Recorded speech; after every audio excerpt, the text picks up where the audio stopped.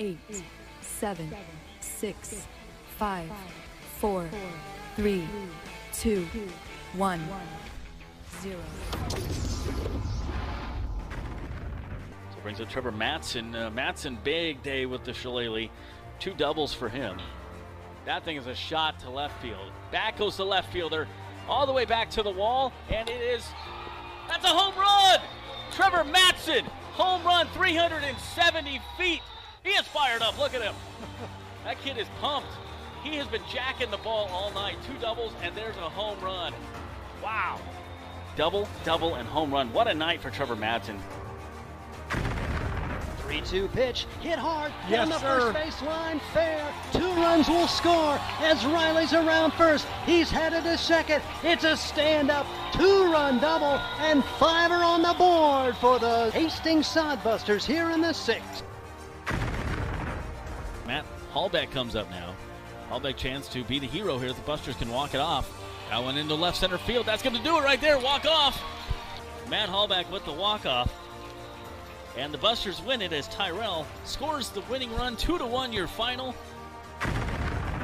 That is the clutch hit. This could be the winning hit. And it is. The runner's going to score. Busters win it. They win the series.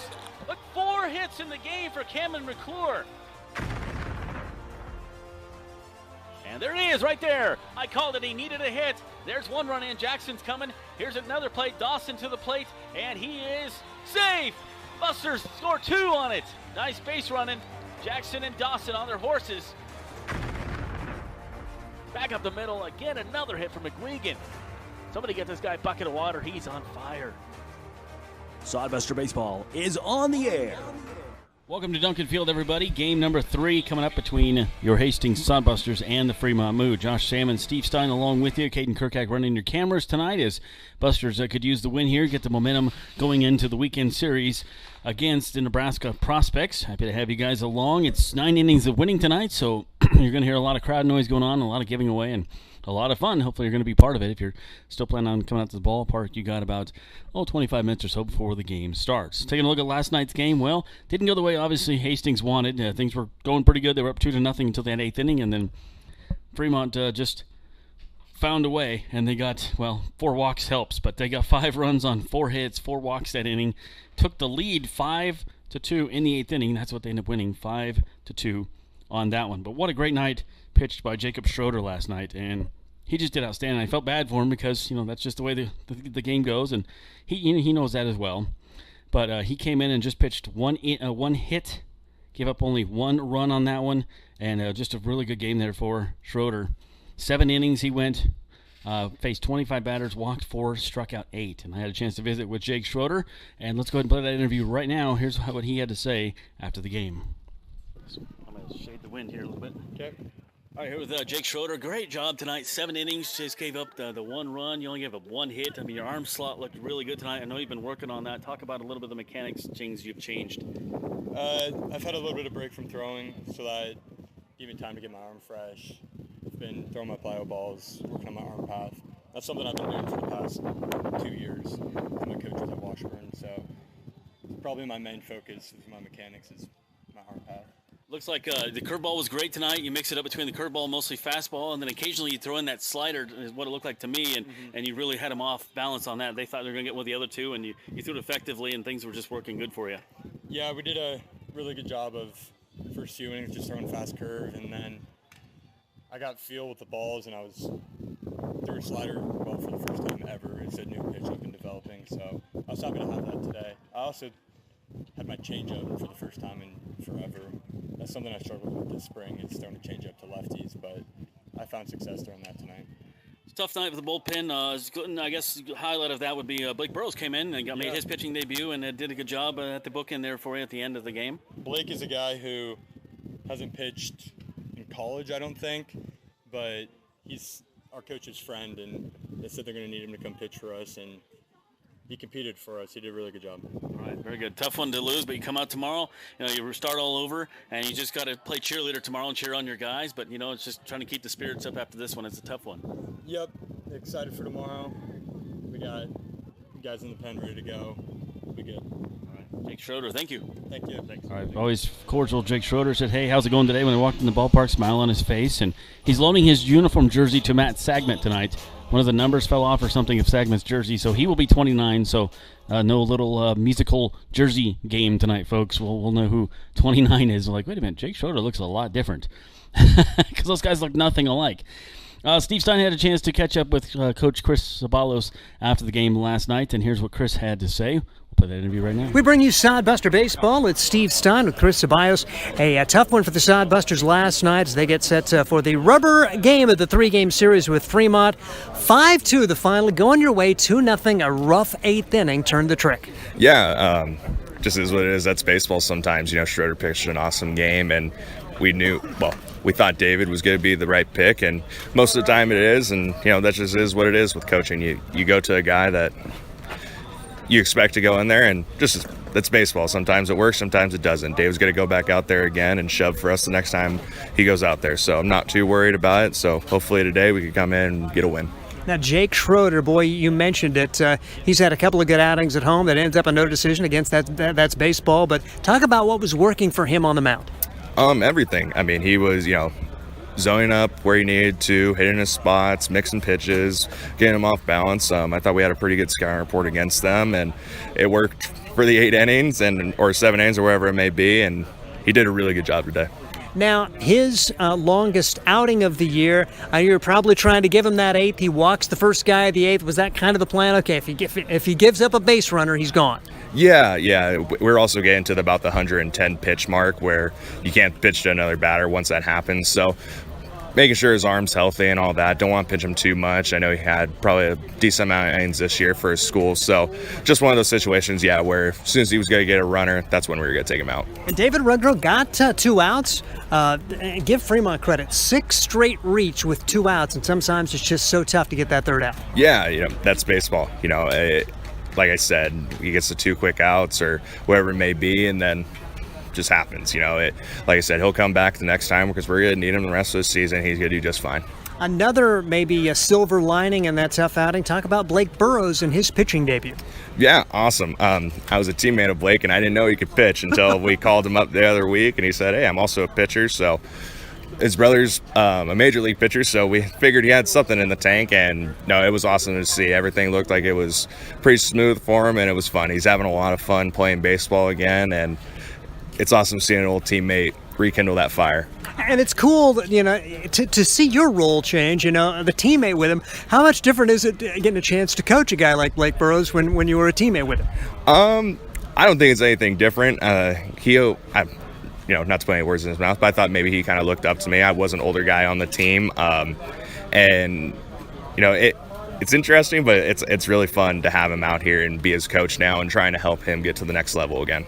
Talking with Chris Sabalos, the Sodbusters getting set to go. The rubber game of the 3-game series with Fremont after a tough 5-2 loss. Offensively, man, a lot of stranded runners. Talk about the approach at the plate. A lot of strikeouts. Was there some disappointment at the way the guys went about things against a couple of pretty good Fremont pitchers? I wouldn't say I was disappointed. Do I think our approaches could have been a little bit better? Absolutely. But like I said, it's baseball. Sometimes, the other team's going to have your number pitching-wise, and I think that was just the case tonight. I think we'll come back just as strong as we did the first game today. So I'm not too worried about it. I think our guys will be right back on to where they were. And the matchup and the series finale, get a chance to see another Sodbuster pitcher make a debut. Tell us a bit about that guy. Yeah, Drew, coming from Cal Poly Pomona, really good D2 in California. Me and Luke are really excited. We've watched his bullpens. He's got a live arm. I'm excited to see him. I like California kids. I'm a California kid, so I'm really excited to see what he can do for us, and I'm sure he'll be another good piece. Assistant coach Chris Sabalos after the Sodbusters dropped a 5-2 game, and now it is the series finale against the Fremont Moo. I'm Steve Stein. This is Sodbuster Baseball. All right, thank you, Steve, and thanks Coach Chris. Always a good guy to talk to and pleasant with an interview, and those post-game interviews after a big loss like that are tough, but we appreciate the coaches always being cordial with us on that. We also appreciate the players. Talked to Jake Schroeder earlier. I talked to Brandon Larson last night as well. He had 2 hits in the game. Good to see him getting the bat going. Let's hear that. Here with Brandon Larson. Brandon, 2 hits tonight. How good did it feel to get a couple of hits and keep the guys in the game here? It felt good to get him in the system, and just put the bat on the ball and run to first base. Just try to keep it simple tonight. Ended up working out. I had 2 hits. Look to keep that going and keep it rolling, I guess. A month ago, you were playing high school baseball. Now you're competing at a summer college league. This is a good, I think, step for you to get into college baseball and kind of see what the speed of the game is and what the pitchers are throwing. Absolutely, it's awesome to come out here and be able to face these guys. Certainly better than high school. It's going to allow me to grow as a hitter and a player. The speed of the game isn't too much faster than high school, but over these past couple weeks, I've just been able to adapt, and hopefully we keep it rolling. So very good. And just tell us a little bit about you. You're going to go to UC San Diego. What kind of things do you like? You have any secret hobbies or secret talents or anything like that? Yeah, I'm going to UC San Diego. Hobbies, I'm really good at ping pong. I like to fish. I just don't catch anything, so it's kind of boring. Yeah, I'm a ping pong guy too. I'll have to play sometime. That'd be fun. And so what do you hope to accomplish this summer while you're here in Hastings? First off, I just kind of want to get used to living on my own. That's a big thing for me, just kind of taking care of myself, and then, playing quality baseball is the next after that. So cool. Guys all seem to be pretty welcoming when you came. You joined the team a little late because you're finishing up stuff and getting settled. But how's it been going with the guys here on the team? I love these dudes. Aaron's super cool. He's my roommate. The rest of the guys are awesome. Just it's like a big family. So I'm excited that these guys were able to take me in pretty quickly, and we'll just ride it out for the rest of the season. So. All right, I know you're a Dodger fan, and I won't hold that against you. But any favorite players? In the MLB or? Yeah, maybe. My favorite player on the Dodgers, I like Justin Turner. I like his swing. I like the way he plays. I have a favorite player. I like how Buster Posey played. I know he's on the Giants, but I just love the way he plays. He's a good, really, really good player. So he was 110%. That's a good one. And then, what kind of music do you like to listen to? I like rap, like hip hop. Back in California, but country will have to do for out here. So just crank it way up on my radio. So all right, both ends of the spectrum there. Brandon Larson, I'll let you finish eating. Thanks a lot. Thank you. All right, I always hate interrupting a guy's meal, especially when the guy's 6'6". So I go from interviewing 6'5" Jake Schroeder to 6'6" Brandon Larson. So the entire night I'm holding the phone that I'm recording on up to my ear because they're so much taller than I am. That's funny. They're looking down. They're like, hey. Like, huh? See any rain coming up there? So, no, good kids. Good to have them on the team. We're happy to have those guys. We'll take a look at the starting lineups for both teams coming back here. Game number 3, the rubber game, if you will, between Fremont and Hastings, tied at 1 apiece in the series. We'll be right back. This is Sodbuster Baseball from Duncan Field. Are you tired of lousy internet and faceless customer service? It's time to experience local, honest, hassle-free, and exceptional. That's the Allo promise. We not only provide crazy fast fiber internet, crystal clear TV, and dependable phone service, but we choose to become a part of the communities we serve and love when everyone calls or stops by our store to say Allo. So don't settle for mediocre, settle for exceptional with Allo. Visit us at allofiber.com/local. There's nothing like relaxing on a summer day. Nothing like taking in a Hastings Sodbuster baseball game. And there's nothing like an ice-cold Pepsi to make the day perfect.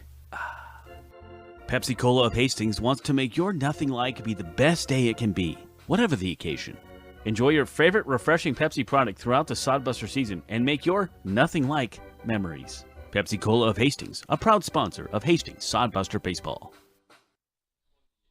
Welcome back to Duncan Field. Josh Salmon, Steve Stein, Caden Kirkek. Let's take a look starting lineups tonight for Fremont and manager Shea Bennett. This is the lineup he's sending out there tonight. We've seen a different lineup every night. Kanan Dodge will be leading things off. He is at second base tonight. Zach Samoya is the DH batting second. Nico Aspaqueta is at third base tonight, goes across the diamond. He is batting third. Now Bentley Bookout at first base tonight, batting fourth. Jason Axelberg is in left field tonight, batting fifth. Ian Graff, we haven't seen him in this game. Well, he came in the first game to pinch hit, I believe it was, or take over. Anyways, he is batting sixth behind the dish. He's a very good hitter. We'll talk about him when he gets up. Austin Baskin, shortstop. He is batting seventh. Evan Rowe is in right field tonight, batting eighth, and Darian Morphew is in center field, batting ninth, with the pitcher as Brady Bowen. So again, it is Dodge, Samoya, Aspaqueta, Bookout, Axelberg, Graff, Baskin, Rowe, Morphew, and Brady Bowen is the pitcher for Fremont. For the Hastings Sodbusters, here's the lineup Luke Bay has going for his guys tonight. Blake Burrows, we saw him come in relief pitching last night. He's in center field leading things off. Aaron Harper's at shortstop, back in the second spot. Brandon Larson, one of our pregame interviews, is at first base, batting third. Trevor Madsen batting cleanup at third base. Blake Scott is the DH tonight, batting fifth. Sam Adams behind the dish, batting sixth. Tyson Gertis, the terrific catch last night in right field, he is batting seventh. Tegan Tamia at the Keystone at second base, batting eighth. And Garrett Kennedy batting ninth in left field. With the pitcher tonight is Drew D. Ambra, the brand new guys for the Sodbusters. So again, it's Burrows, Harper, Larson, Matson, Scott, Adams, Gertis, Tamia, and Kennedy, and then the Ambra. So exchanging lineups down there on the field. Busters wearing their gold or yellow jerseys tonight with the white pants, green pinstripes, and again the Fremont Moo in the purple jerseys. I wonder if they have more than one set of purple jerseys, or if they're just doing a lot of laundry. I'm not sure what the situation is. We were hoping to see the orange jerseys before the series was over, but yeah, it's been all purples for the 3 games, and maybe there's controversy there. Nobody likes the orange. I don't know. Maybe too many people were stopping and driving around them real slow, like they're doing construction or something. Yep. I don't know what's going on there. But this is an important game for the Hastings Sodbusters. Their psyche, kind of wonder about their mindset after really letting one get away yesterday. And this is a huge game for so many different reasons, as Hastings controls its own destiny. Less than a week to go in the first half of the Independence League schedule. And 4 teams legitimately have a shot to win it. Hastings, the team that controls its own destiny at this point, but that can go away with a loss. Yeah, Hastings and Western Nebraska tied right now at the top of the Nebraska Land Division. Hastings is 12-8. Western Nebraska is 13-9. Only half game back in second place, technically, is North Platte, Plainsman, or they'll be third either way. Fremont Moo is only 1 game back in fourth. Nebraska Prospects, will see them starting tomorrow for 3. They're 2.5 games back. So anybody's ball game here in the Nebraska Land Division. So, again, the first half of the season wraps up on Tuesday, and then the winner of the first half automatically goes to playoffs. Will play the winner of the second half. So it's going to be crunch time here in the first half for these guys, and they could just use this momentum to get into the tough series against the Prospects. Starting this weekend, 6:35, all 3 of those games, Friday, Saturday, and Sunday night here at Duncan Field. Love to see you out here for that. Tonight, 9 innings of winning, so if you hear a lot of noise in the background and people cheering and stuff, hopefully it's because the Busters are scoring a lot of runs and because they're winning free stuff. There's a riding mower, a giant grill, tickets, a huge TV, lots of things going on tonight, given away for 9 innings of winning. I remember we did this last year. This place was booming, and it was really, really loud. So that was a lot of fun. Let's take a look at Drew D. Ambra. If you don't know much about the pitcher, I've found some stats on him. For Drew, he is from Marietta Valley High School. That's where he went to school. Wildomar, California. Goes to Cal Poly Pomona College. He's a junior, left-handed pitcher. He has no wins, no losses this year. In 17 innings pitched, he did save a game. Didn't walk anybody, strike anybody out, but his ERA was 5.92. So he will get the start for the Sodbusters tonight and see how he can do for them with the first start of the season. He's been on the roster for a little bit, and he just joined the team, and he's down there warming up earlier. 6'4", another big guy, so when I go to interview him, I'm going to have to take my stepladder with him also. Gotta love summer ball. Welcome to the team. It's the biggest game of the year. Go Start. Yeah, it's you. So kind of Blake Burrows a few days ago. It's like, of course, he was very familiar with both of the coaches. Actually played with the assistant coach and was under Luke Bay, but he was a teammate with Chris Ceballos. So Blake Burrows, when they got the call, it's like, come on up, welcome to the team. You're starting in center field today, and oh, by the way, coach, I can pitch. And so they threw him out there yesterday, his first pitching, and he did a nice job. Nice little silver lining for the Sodbusters in that loss was the performance of him out of the pen, and he could be a regular guy as far as a reliever for this Sodbuster team as the summer goes on. Yeah, I talked to Jake Schroeder about it, and he liked how he pitched. He says this guy hasn't pitched since high school, but his brother's a major league pitcher in the Dodgers organization, so it's in his blood. He knows how to throw. He had a really good fastball last night. He had the breaking ball going a little bit, so it was fun to see that. And remember last year we had a guy or two that did that, hadn't pitched in a while, and came out and through. So sometimes you got to do that when you need some arms, and you got 3 more games this week. Phil, you don't really feel bad for Fremont because when they return home, they have 12 games in a row. Oh, wow. Okay. That can be that'll really wear a team down. So this is extremely important to them as well because of the wins here. And so getting close to kicking off time here. Well, first pitch time, I should say. Let's take a look again at the lineups. It is Dodge, Samoya, Aspequetta, and Bookout. Top 4 hitters for the Fremont Moo. Then 5, 6, 7 is Axelberg, Graff, Baskin, and 8 and 9 is Rowe, and Morphew with the pitcher as Brady Bowen. Games yesterday, other than the one we saw here, Casper rallied past the Nebraska Prospects 9-8. It was Spearfish over Gem City 8-6, and the big game in the other division was Badlands over Canyon County 2-0.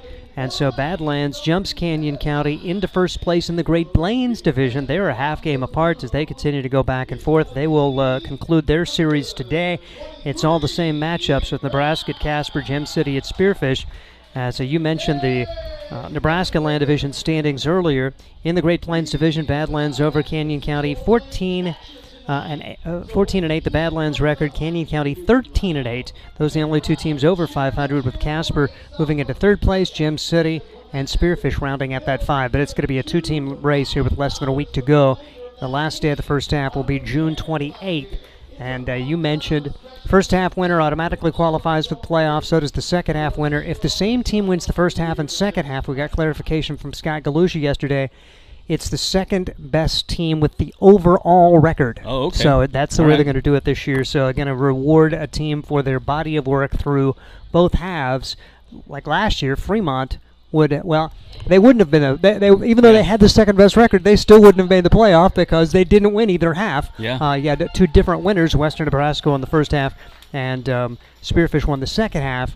In the league last year, so it wouldn't have helped Fremont. But if the same team wins first and second half, they'll go with the best overall record as the second playoff qualifier. That works pretty good.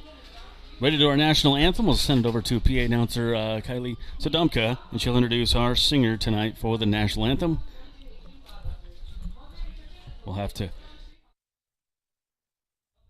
Saturday from 11 a.m. to 6 p.m. Stop in and see what they can do for you. Tonight our anthem will be performed by Keaton Mackin.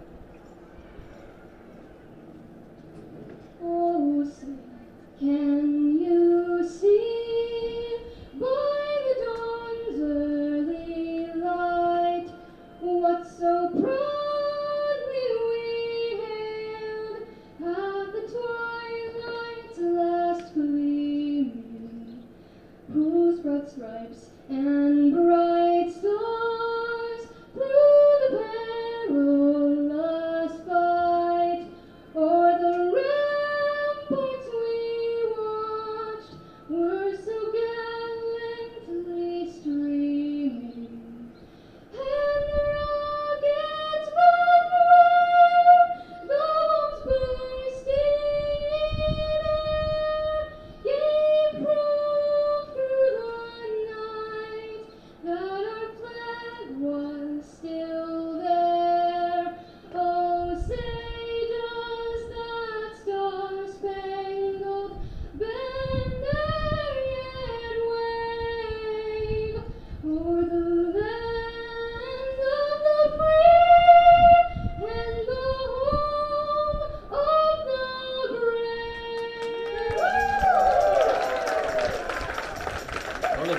Part of the fun of Deal Ballpark is having a live national anthem, and that's not too many parks do that anymore, but we're happy to always have live singers and appreciate that. If you guys are ever interested, get a hold of the Sodbusters and talk to Jason Frew. He organizes all that, and sometimes he sings, and he sings like a bird as well, so it's nice to have that talent.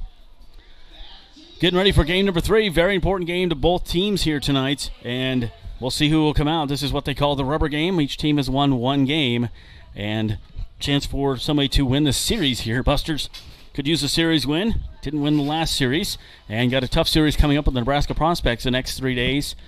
So this will be a very important one. And like you said, they just threw Drew D'Ambra into the fire. Here you go. Hey, welcome to the team. You're out there for a very important game. So we'll see how what kind of pitch count they put him under or leash tonight, but if there is a positive to him being thrown out there, the tough left-hander, and Will Horton was very good against this Fremont Moo team 2 days ago, and perhaps that's the recipe to keep Fremont under wraps. Although, you can't argue with his starting pitching yesterday, as doesn't get much better than what Schroeder did for the Hastings Sodbusters, and just a really tough inning for one of the better relievers that the Sodbusters have. David Redgrove is a little bit of his own undoing, but he also, I think of the number 9 hitter just flared one down the third base line for one of the hits, and then give Fremont credit. They found a way to get 6 straight guys on base with 2 outs, and they trailed 2-0 at that time, had 2 on, and when the dust had cleared, 5 runs were on the board, and that was the difference in the game. Yeah, that's just the way it goes. That's baseball. Things happen like that, and you just got to bounce back from it, and this is important, too, for morale, not just for standings and that kind of thing, but for morale. So take a look at the Sodbusters, as they're the home team tonight, of course. Blake Burrows is in let's go left to right on the infield. It's Trevor Madsen and then Aaron Harper, Tegan Tammy at second, and Brandon Larson. Look at the size difference between Harper and Tamia. That was funny. I want to see him next to Brandon Larson as well. Anyways, and then Brandon Larson over at first with the catcher tonight, Sam Adams, and we mentioned Drew D'Ambra on the hill. Kennedy, Burrows, and Gertis in your outfield. And people are still talking about that catch that Gertis made last night. It's pretty crazy. I was talking with the local news guys about it, and he says, wow, that was awesome. So whoever comes up, it's going to be Kanan Dodge leading things off. Second baseman. Pitch on the way is outside for ball 1. Dodge batting .333 on the season. It's 14 RBIs, 1 home run. This team will hit home runs. They have 20 on the season. I know it's a little hard to get it out of Duncan Field, but never rule anything out. I've seen a couple here in the past few years. 84 degrees at game time. Winds at 22 miles per hour, a little faster than last night. Chance of rain a little bit later tonight. Looks like it's going to hold off till after the game, so we should be good there. Famous last words. Things always happen in the 8th inning, so we'll see what happens here.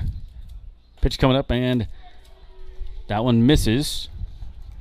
So we have 2 balls and a strike now. Josh Salmon, Steve Stein, Caden Kirkak running your cameras along the broadcast tonight on YouTube. Appreciate you guys tuning in. Drew D'Ambra making his Sodbuster debut. Just joined the team. I believe he joined him yesterday. So 3 balls and 1 strike here to Kanan Dodge. Dodge, Samoya, Aspaqueta for Fremont here. Game number 3 of these 2 teams. Each team has won 1 game. Hastings winning on Monday, and, of course, Fremont winning basically in the 8th inning last night. It's 12-1 on Monday, and ball 4 walks him with the 5-2 score last night. So leadoff batters aboard here for Fremont. So in the first inning, you can easily get a double play and get out of that. Brings up Zach Samoa. Sammy Yoa is up. Left. We've seen him in outfield, but he's DH tonight. Sammy Yoa batting .316. So Speedy Dodge over there on first base. He will go occasionally. He has stolen 4 bases this year and does lead the team in that category. Big lead at first, being held on by Brandon Larson. D'Ambra looks, doesn't throw over there. First pitch fouled off, strike 1.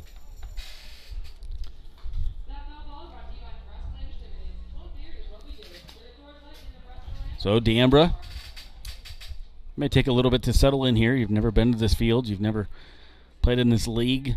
There's a lot of things to do on your first night, and it's a big game on your shoulders right now. Rolling the first. Dodge leading off, and that one in there for a strike. I believe we have the same umpires behind at the same positions tonight. And one good thing about it, and I'm sure the coaches haven't placed too much importance on this to Drew D'Ambra. He can just go out there and pitch. I mean, he doesn't know the history of it all. He probably doesn't know half the guys' first names at this point. Just go out and play baseball. Yep, they just go by numbers. Hey, you know, and that kind of thing. But these guys are all having a good time. Every time I talk to them, everybody's making friends right away. The pitch is outside, so 1-2.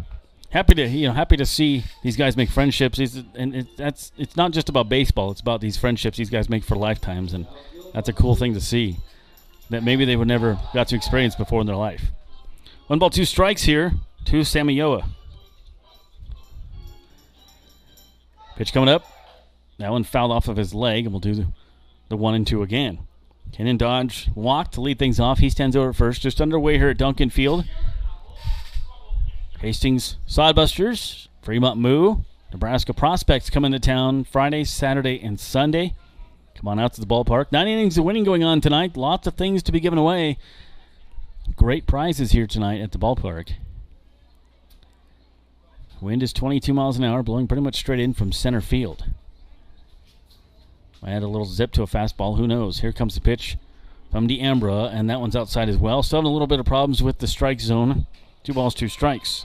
One thing Fremont did so well yesterday, particularly in that 5-run 8th inning, was foul off 2 strike pitches. And I know we lamented the fact that Fremont scored 5 runs, but a lot of credit to the Moo because the Sodbusters ended up walking for that inning, and a lot of the times the Sodbuster pitchers had 2 strikes but just could not finish off the at-bats. Yeah, I remember at least 3 or 4 at-bats that way last night in middle innings where they're just getting the pitch count up but nothing else. You just keep fouling 1-2, 1-2, 1-2, and that's kind of what he's doing here. 2-2 is Samioa. Nico Azpaqueta due up next. No score, top of the first. Fremont, Hastings, outfield playing shallow in right and center. A little deeper in left is Kennedy. Drew D'Ambra throws over the first, runner back. Kenan Dodge, as we mentioned, leads the team in stolen bases. He only has 4. Fremont doesn't run a whole lot. It's one thing they don't do a whole lot of, but they will. There's a lot of guys that do it. There's just one guy that only has 4, and that's him. D'Ambra from Cal Poly Pomona College, Wildomar, California. I've never heard of that. It's his hometown. California's big. It is big. There's a lot of little towns and big towns. Even their little towns are big towns. That one fell off. We'll do the 2-2 again. Samioa in a lot of pitches here in this at-bat. That makes number 7. 12 total for D'Ambra. I didn't know how to pronounce it. Nobody did. He's so new, so I had to go find him in the outfield before the game. He was running laps out there in left field, and Luke Bay yells over, D'Ambra, and he's like, yep, D'Ambra. I was like, okay, just want to make sure I say it right. The 2-2, Dodge leads off of first. That one fouled off. And again, another staying alive pitch here by Samioa.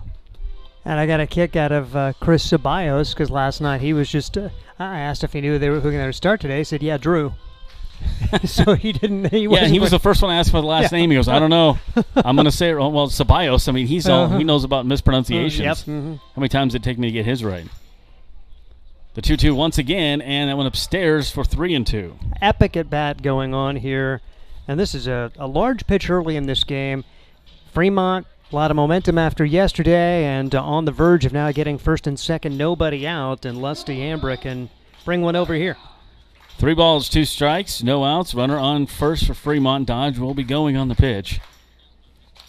Here is Drew D'Ambra's pitch. Doesn't go. That one towards right field. Out there is Tyson Gertis, makes the catch, and there's one down. They know anything in that vicinity after that catch he made yesterday, you're pretty well out. An unbelievable Willie Mays-style catch out there last night. If you haven't seen it, you can go back on YouTube and watch last night's game. I'm trying to remember what inning that was. Yeah, I don't remember either. I have to think about that, but it was unbelievable, that catch. So 1 out here, 1 on. One runner not able to advance. Nico Azpaqueta comes up. It's a fun name to say. It's a hard name to say, but we're getting it. 368 he's batting on the season. Azpaqueta, we've seen him at first base, but he's playing third base tonight. Also seen him at DH. That one up high. Kenan Dodge led off the game with a walk. He stands over first. Zach Samioa flew out to right field a moment ago. 1 on, 1 out, top 1, Fremont at the plate against lefty Drew D'Ambra. Big tall lefty swings, or gets the pitch there. Excuse me, 1 ball and 1 strike. And it's kind of an advantage too for Hastings because nobody knows anything about this guy, including the other team. And so you have no scouting report on this guy. You really don't know much about him, and so that could be an advantage to your team as well if you're the Hastings Sodbusters. Down a little low, it does bounce away from Sam Adams, and Dodge able to advance 90 feet. It's going to be a pass ball. So Sam, we see him a lot. He doesn't catch a whole lot. We usually see him at DH, but he gets some some work back there. And again, he's not used to D'Ambra's pitches and where it's going, so it's going to take a little while for guys to get used to him. But communication is a big thing with Luke Bay, and so it doesn't take long for these guys to get acclimated to each other and the system that Luke is running down there. 1 ball, 1 strike, 1 out. No score, top 1. Nico Aspaqueta is the batter. And that one is up high. I was teasing the broadcaster for Fremont the other day. I said, Aspaqueta. I was like, that's not as easy to pronounce as Luke White. I've seen Luke White for the last couple of years, and I'm glad Luke White is gone. Don't get me wrong. No, he's a good player, a really good player, and best of luck to him. But, boy, he hurt us bad the last couple of years. 3 balls, 1 strike, 1 on, 1 out. D'Ambra gives a long look to Dodge at second. That one popped up right field, first base side. Gertis on his horse, not quite able to get there. That thing was falling fast, and it fell about 3 feet before him. Man, does he cover ground, though? When I came off the bat, I think, well, nobody's going to get there, and Gertis almost got there, and Tamia gave it a pretty good run. So good speed at all places for this Hastings Sodbuster team, and you love that when you're playing at spacious Duncan Field. Yeah, and I was talking to the Fremont Moo announcer before the game today, and he says, usually guys have a couple speedy outfielders. He says, you have 3, and I go, actually, we have 5. So I said the guy that pitched last night, Burrows, is one of the fastest ones out there. He's in center field right now. Burrows a little off of perfect center towards right center. Tyson Gertis in right and Garrett Kennedy in left. 3 balls, 2 strike. Pitch coming up here from Drew D'Ambra, paying a lot of attention to Dodge. Steps off. Dodge doesn't really even flinch. Getting Dodge for Fremont. Been with Fremont for a couple of years. We're familiar with him here. Aspaqueta, however, first year with Fremont. He has a 3 ball, 2 strike count. Pitch coming. High and outside, and it's a walk. So 2 on here with 1 out. And D'Ambra's already thrown 21 pitches, and he's faced only 3 batters. I mean, you give Fremont credit. They are working the counts and finding a way to keep at-bats alive. And 2 of the first 3 have walked here, and D'Ambra is walking himself into a little bit of a jam here. Yeah, that's a high pitch count for the first inning, especially in just 3 batters. So it comes up Bentley Bookout first baseman tonight. Runners on first and second. Bookout currently batting .545, only 22 at bats, but in that time he has hit 10 RBIs.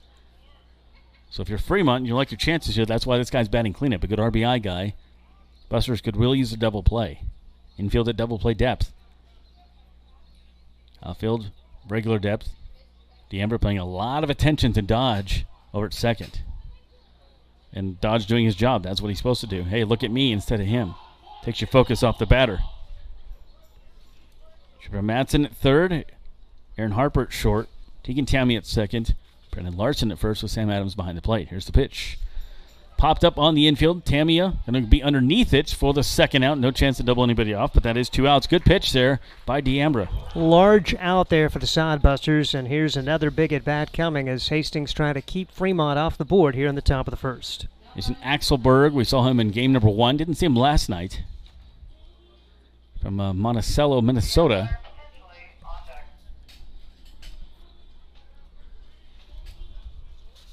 Axelberg in left field. Runners on first and second. First inning here for the Sodbusters. And pitch on the way is over the outside corner. That's a generous strike, but we'll take it. Ian Graff due up next. You definitely want to get past this guy. Graff is a very good hitter. We haven't seen him much in the series, a little bit in the first game. I think he came in to pinch hit, I believe, once. It was a defensive change, I believe. I don't know. Anyways. Runner goes to third. Dodge. Throw down is not bad, but he got a huge jump, and he is in there safely. That was a really good jump by Dodge. They weren't keeping an eye on him. That was the one time they didn't look at him, and he stole it.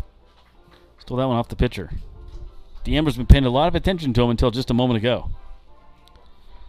So stolen base there for Kanan Dodge. Now runner 90 feet from home plate. Both games we've had teams score in the first inning. Sometimes both teams. D'Ambra, 1-1 pitch, and that one is outside. So we go to 2-1. Dodge on third, Aspiqueta on first, both via the walk. Drew D'Ambra would like, again, some little pop out or some little ground out easy to get out of the inning and get into the dugout and take a little breather after his first at bat. That went up the middle, though, and the run will score as Axelberg gets a little cocky, perhaps, and kind of tosses the bat and looks at the dugout and waves. 2 balls and a strike there. There's a bat flip on a base hit, basically, is what it was. That worked. And, in Duncan Field, that's about as good as it gets. There's single with an RBI. That's like a home run. Yeah, that's like a broken record. That happens a lot. So run in here for Fremont. On Kanan Dodge scored that one. So now it comes up Ian Graff. Graff leads the league with home runs, 6 home runs to be exact. He is 5th in RBIs at 17.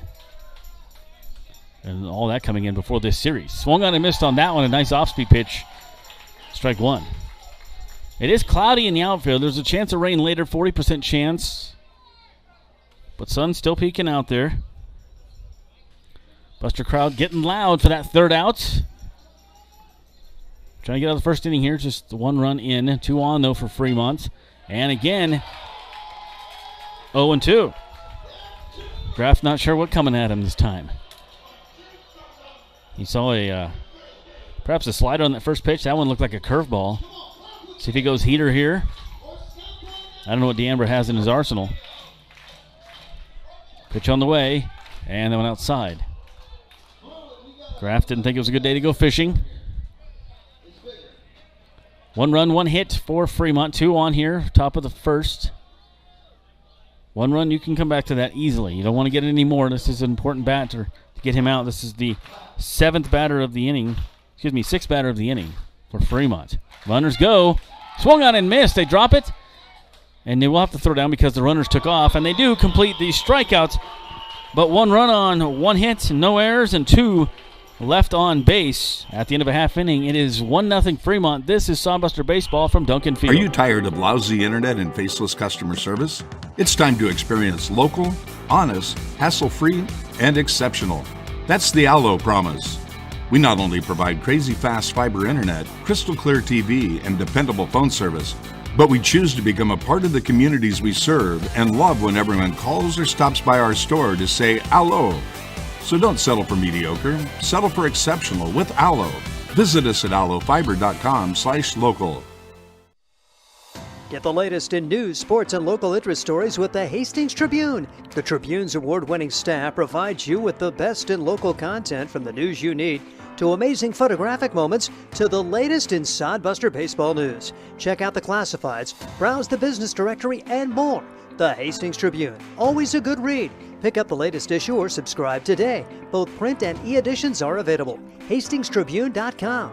The Hastings Tribune, a proud sponsor of Sodbuster Baseball. Welcome back to Duncan Field. Josh Salmon and Steve Stein. Caden Kirkak, our TV producer. Busters give up 1 run in the first, but that's easy. They can come back from that on Drew D'Ambra's opening night as a Sodbuster. And out there for Fremont Moo is Brady Brown. Brady Brown.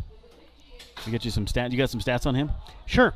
Brady Bowen is making his 4th appearance, 16 innings, allowing 5 runs, 3 of those earned on 8 hits. He struck out 21. He has walked 11. He's one of the 2 guys with 3 wins on this staff, arguably their ace at 1.68. So the Sodbusters try to win the series against maybe one of the best, at least in the early going for the Fremont Moo, Brady Bowen. So we'll see what Hastings can get done as they fall in an early hole. Bowen out of Loyola University. He's home state Louisiana, and he has been really good for Fremont here in the early going. Yeah, you know this is a big game when Fremont's got Ian Graff in there, one of their best hitters. You've got Bowen here, your best pitcher, statistically. So it's not going to be easy for the Busters, nor do we expect it to be, but obviously this guy needs to lose at some point. Why not now? As you mentioned, 3 wins. Last pitched on June 18th, about 5 days ago, against the Bison. Went 6 innings in that one, giving up no runs, striking out 7 and 20 batters faced, and 1 hit.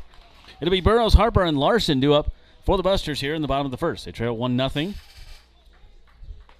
And that's saying something of that park, because the other two games that were played in that series, both teams had double digits in those two games. Must be a small park, that's what I'm guessing. Or a big park. High altitude. Oh. And so the balls were flying out. That series featured 20-19 and 20-13. The other two games, 12-0. Fremont won that second one. So it was a high-scoring affair in those three. 1-1 strike here to Blake Burrows. Yeah, that's the Coors Field of the Independence League, if you will. So Brady Bowen, righty versus lefty here. We saw Burrows come in and pitch last night, and now he's got a single to lead things off. Leadoff hitters on here for the Busters, and you just like this young man. You continue to like him more and more, and he's a good kid to talk to as well.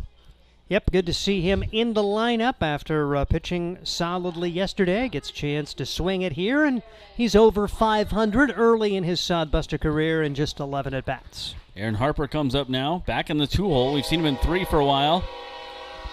Did very well in that 2-hole, so they moved him up. He's been struggling a little bit as of late, but still not bad for him. And by struggling, I mean he went 0 for 4 last night, but then he had 2 hits the night before, so who knows. And then 1-1-1, he hasn't had a 2-hit game since the 20th against Moo. Well, he's seen his average go from about 480 to 344, but you'd still take 344 every day. I would have killed for 344.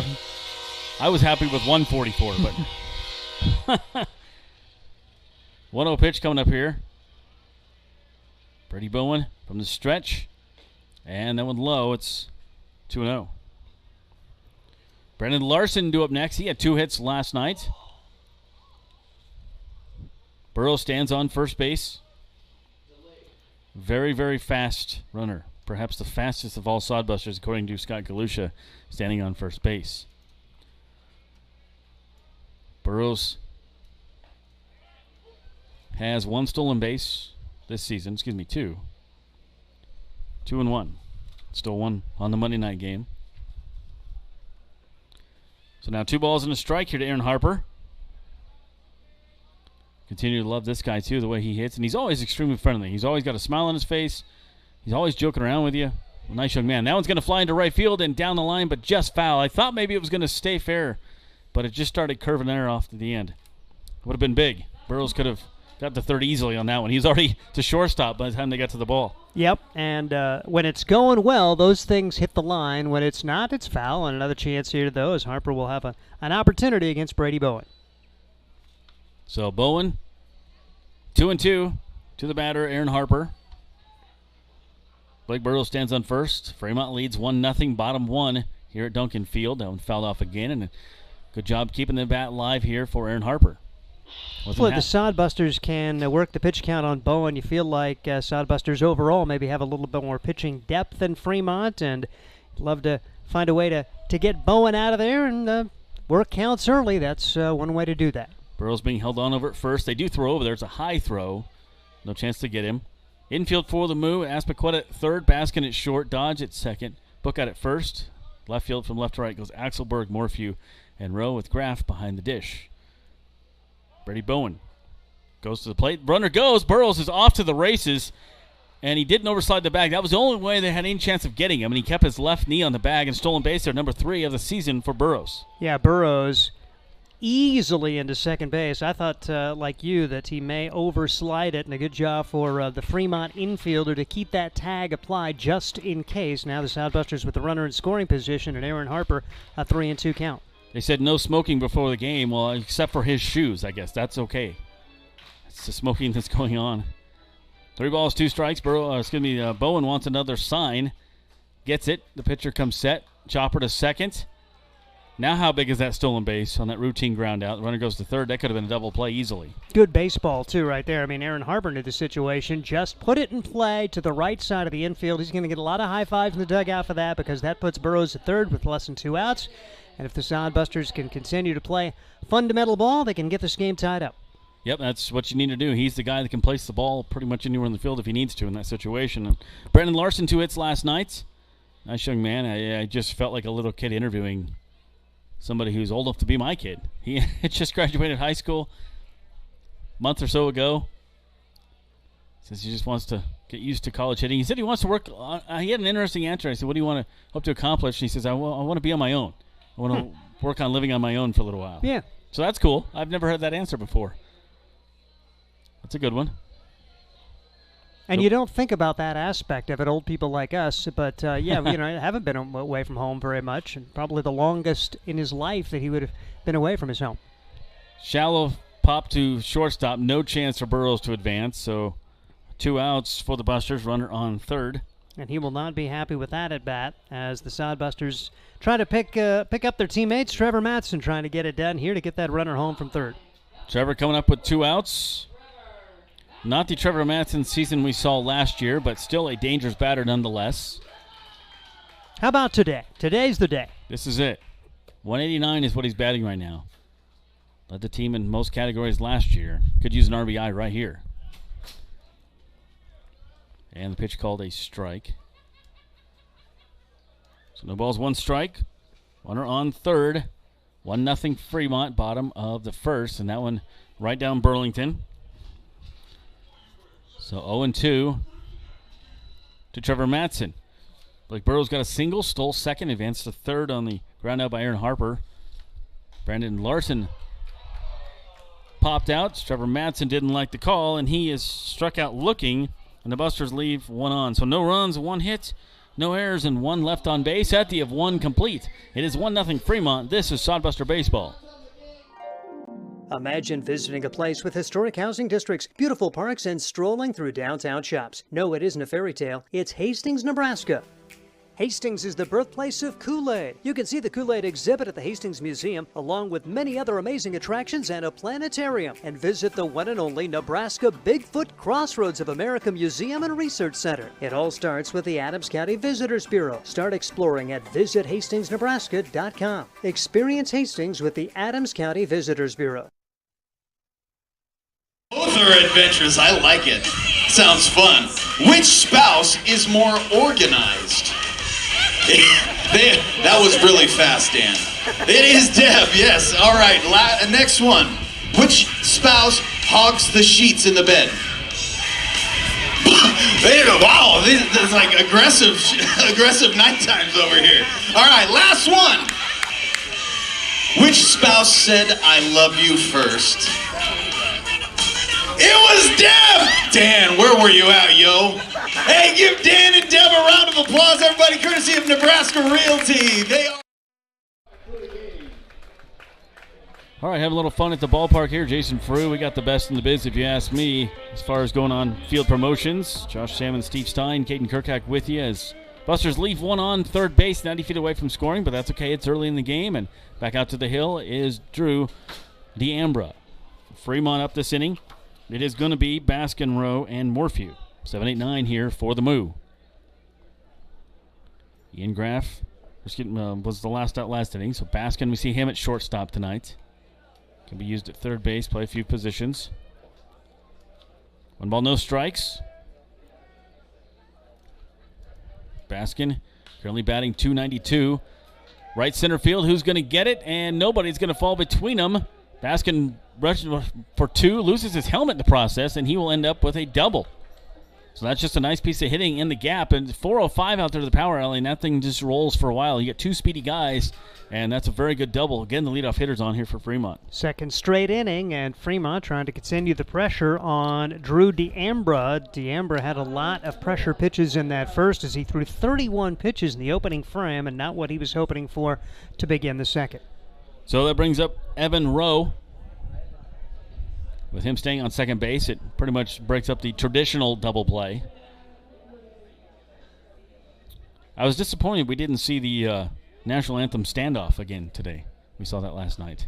Yeah, there was a player from Hastings and a player from Fremont, both standing on their respective baselines and basically stood there until the umpire said, "What are you doing?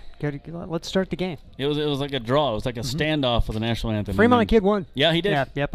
Was that Bowen? I'm thinking it was Brady Bowen. I think you're right. It was Bowen. It was Bowen and Sagman. Yep. You're right. So the 2 pitchers were going at it there, and hopefully that's not an omen for today. Be interesting. 1 ball, 1 strike here to Evan Rowe. Well, the right fielder staying on second base is Baskin. He doubled to begin the inning. 1-0 Fremont. Top 2. That one fouled off. And 36 pitches already for D'Ambra. Only in the second inning. That's a lot of pitches. I like the socks with the stirrups. You don't see stirrups too much anymore. As a kid, they made us wear stirrups. Actual stirrups, not just the ones attached to the socks. Bounces away from Sam Adams. Runner will advance 90 feet. Baskin over at third base now. And the count is 2-2. So a couple pass balls tonight. Hard for Adams to hold on to. Yeah, that was in the dirt. That was a wild pitch all the way. Yep. 2 balls, 2 strikes. And those of you who know, there is no dirt here, but we call it that. In the turf. It's turf. In the brown turf. It just sounds better, dirt. Sounds weird. And you don't want to say it's in the rubber, because that's kind of what it is. Those little, it's in the rubber pellets. Yeah, it's got those little pellets on it. Yeah, I still want to know what it feels like to slide on that. Just to tell me. I don't want to do it. Yeah. We saw, who was that the other night that got hurt sliding into third base, one of the guys? It was their leadoff guy, Scansy. Yeah, we haven't seen him since. Seen him since, no. They had 14 stitches, I think they said they put in. Oh, my goodness. Andy was telling me. Huh. That went up high, and goes to 3-2. So we wish him the best. Zane Scansy out of University of Utah, first at bat. He ended up singling, getting over to, and he was trying to advance to third, and thrown out, and I think he got spiked. 3 balls, 2 strikes, no outs, runner on third. Fremont threatening here. That one right back up the middle. That will score another run as the diving Tamia can't come up with it. And just another well-placed ball by Fremont. It is 2-0. And there's a Fremont. The reason the Moo are the #1 hitting team in the league. And Sodbusters pretty much held them down for almost 2 games total. But 5 runs in the 8th inning yesterday, and they've scored each of the first 2 innings today. They bat .317 coming into today, even though they've seen their team batting average fall 11 points in this series. So it brings up 9th place hitter Darian Morphew. Saw Morphew in last night's game. Runner goes. Throw down there by Sam Adams. Pretty good. And the place, he runs past the bag. They're going to definitely have to get him now.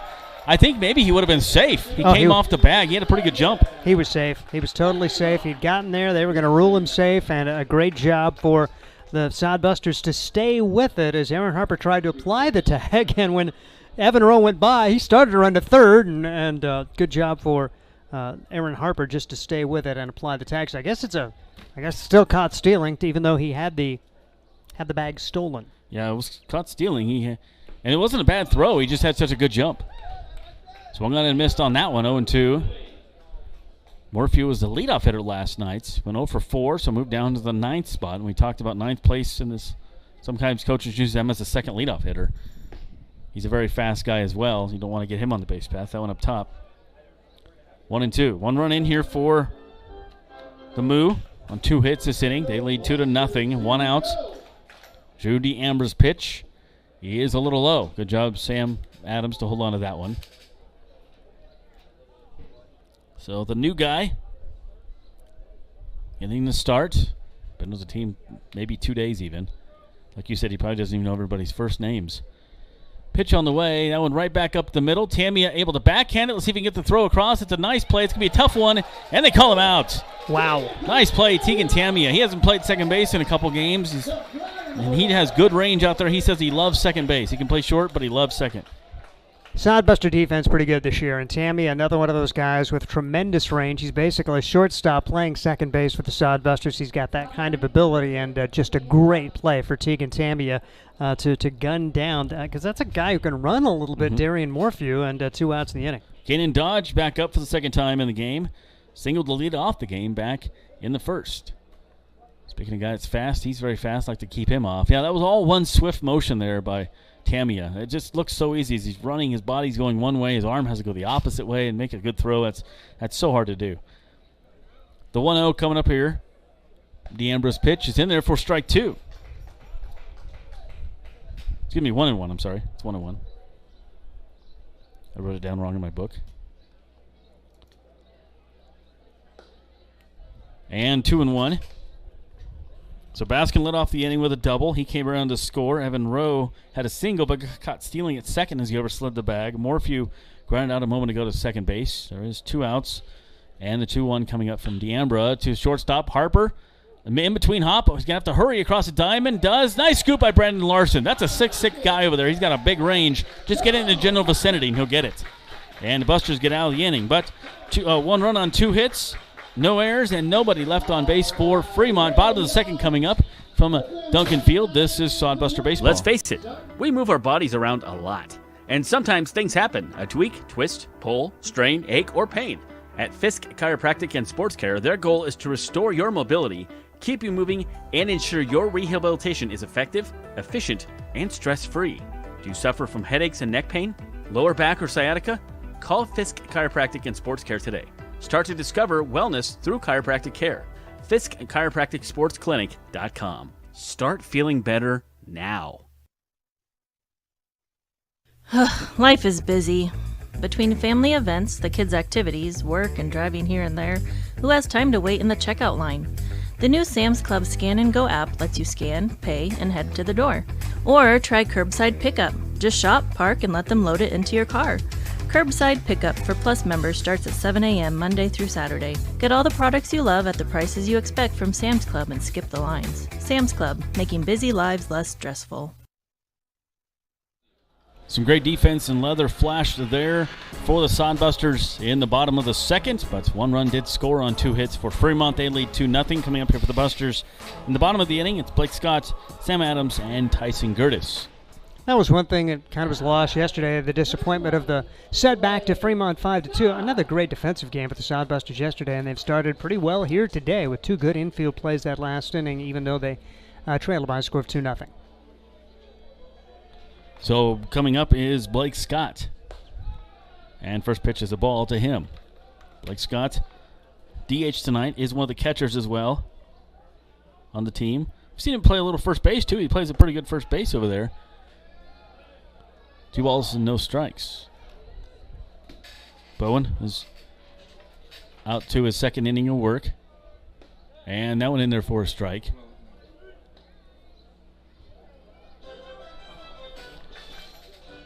Working quickly this inning is Bowen. Down the line, that is a fair ball by 8 inches, but right to the first baseman. And Bookout takes it to the bag himself for the first out. Yeah, Bentley Bookout played it well. Scott did sneak it down the line, but just not quite enough on it to get it down into the corner. So it brings up Sam Adams, catcher, and when I was talking to the Fremont broadcaster for the game, I was like, when they go on the road, Sam Adams has to be the bear batter, I would think. Do other places have beer batters? I guess I don't know. Other teams do. I've watched other feeds, and not all of them, but some of them do. That one to right field, and it flies out. So 1 strike here to Sam Adams. Tyson Gertis due up next. Brady Bowen, his second inning work, has a 2-run lead, and that pitch upstairs. 1 ball, 1 strike. It's almost sad, from an American history standpoint, that we don't associate Sam Adams with the Revolutionary War hero and a guy at the Boston Tea Party. No, it's all about the beer. Yeah. There was no General Budweiser. Yeah. Nope. We think about the brewskis. Yeah. That's what it is. 2 balls, 1 strike, 1 out. It's a good point made. Pop out to right field, but playing very shallow out there is Rowe, and there's 2 down. So 2 up, 2 down here for the Busters. Tyson Gertis comes up next. Gertis with that outstanding catch in last night's game. That's going to take me a while to get over that thing. That was an awesome catch. Gertis over 4 last night. 2 strikeouts. Had a hit on Monday night. Thought maybe we'd get finding his groove there a little bit, but still looking for it. Batting at $128. Want to know, he's one of those guys that are really fast too, so if you can find a way to get on base, you like your chances of him getting to second base. Outside, 2-0. Bowen, not a big guy, but bringing it in there pretty fast. Brady Bowen, you have him listed at 6 foot tall. He didn't look that big to me. And that one inside. 6 foot 185. 3-0 here. So Busters will gladly take a walk with 2 outs. See if they can get some kind of 2-out rally going. Tegan Tamia do up next. And taking all the way for the strike is Tyson Gertis. Hastings with only 1 hit. That was the leadoff hitter. Blake Burrows back in the first. In the second, it's 2-0. Fremont with the lead. Here's the 3-1. Fouling that one off is Gertis. Pretty good pitch to swing on. So now we go 3-2. A great play in the Fremont dugout. Guy reaching over the fence and one-handed it. Wow, I missed that. Couldn't get a number on him. It wasn't a Tyson Gertis catch, but it was good. Teammates gave him a little shout out. All right, 3 balls, 2 strikes, 2 outs. Pitch coming up. That one a little nubber back to shortstop. Going to have to hurry to get Gertis, and they do. Just in time. Nice play there by Baskin to retire the Sodbusters. Go in order here in the second. Fremont still leads 2-0. Third inning coming up. This is Sodbuster Baseball. Are you tired of lousy internet and faceless customer service? It's time to experience local, honest, hassle-free, and exceptional. That's the Allo promise. We not only provide crazy fast fiber internet, crystal clear TV, and dependable phone service, but we choose to become a part of the communities we serve and love when everyone calls or stops by our store to say Allo. So don't settle for mediocre, settle for exceptional with Allo. Visit us at allofiber.com/local.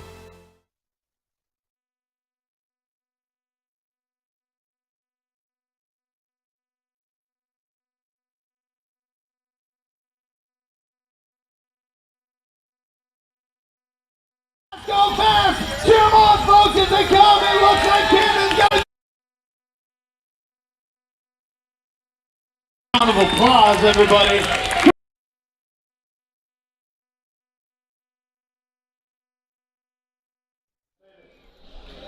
Sawbuster Baseball here in Duncan Field. Busters not able to do much in the second. They still trail 2-0. Steve Stein will have you here in the third. We'll see what the Fremont Moo can do against Drew D'Ambra. D'Ambra's already thrown 48 pitches in his Sodbuster debut. Fremont's touched him up for 2 runs on 3 hits so far. Got their leadoff man aboard both innings and have scored that leadoff man as the Sodbusters putting the ball in the hands of D'Ambra for inning number 3. Drew, the guy, big left-hander out of California and just arriving, and it's good to have him on the roster as Zach Samayoa will step to the plate. He flew out to right his first time up. 2 runs, 3 hits for Fremont. No runs, 1 hit for the Sodbusters. They had their leadoff man aboard in the first inning, but 6 straight retired since then by Brady Bowen. As D'Ambra comes set, brings home the pitch, and that is across for strike 1. No balls and 1 strike.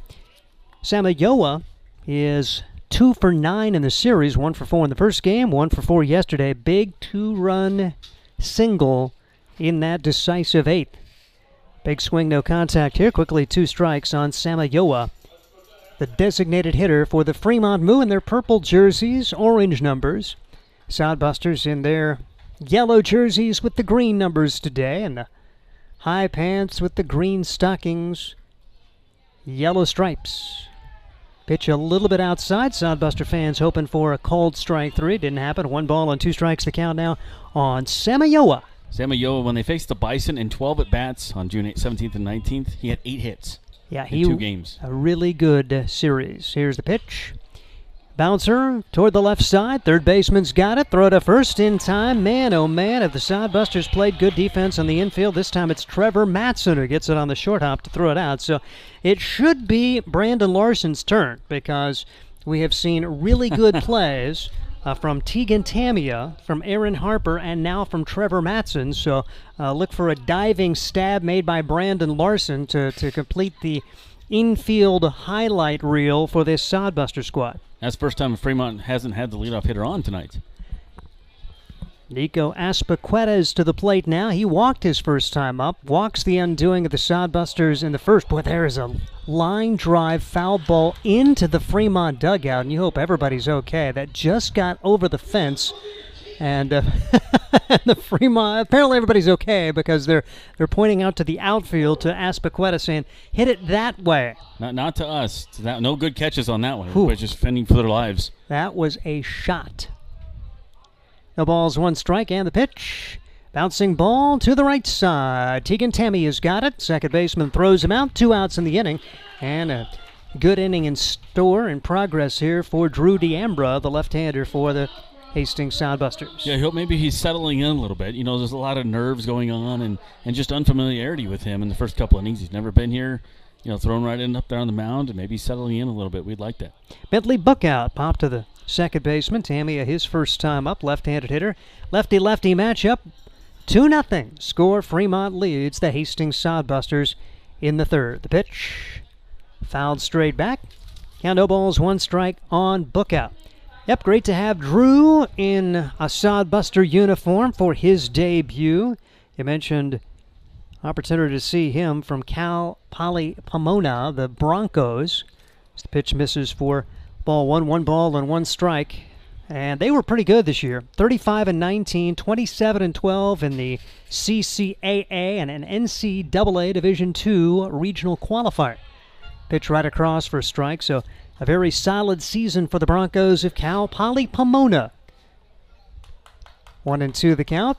I know the assistant coach, Chris Ceballos, excited to have another Californian here. He's a California guy. You've got the Texan, Luke Bay, so there's a lot of Texas and California flavor on this team.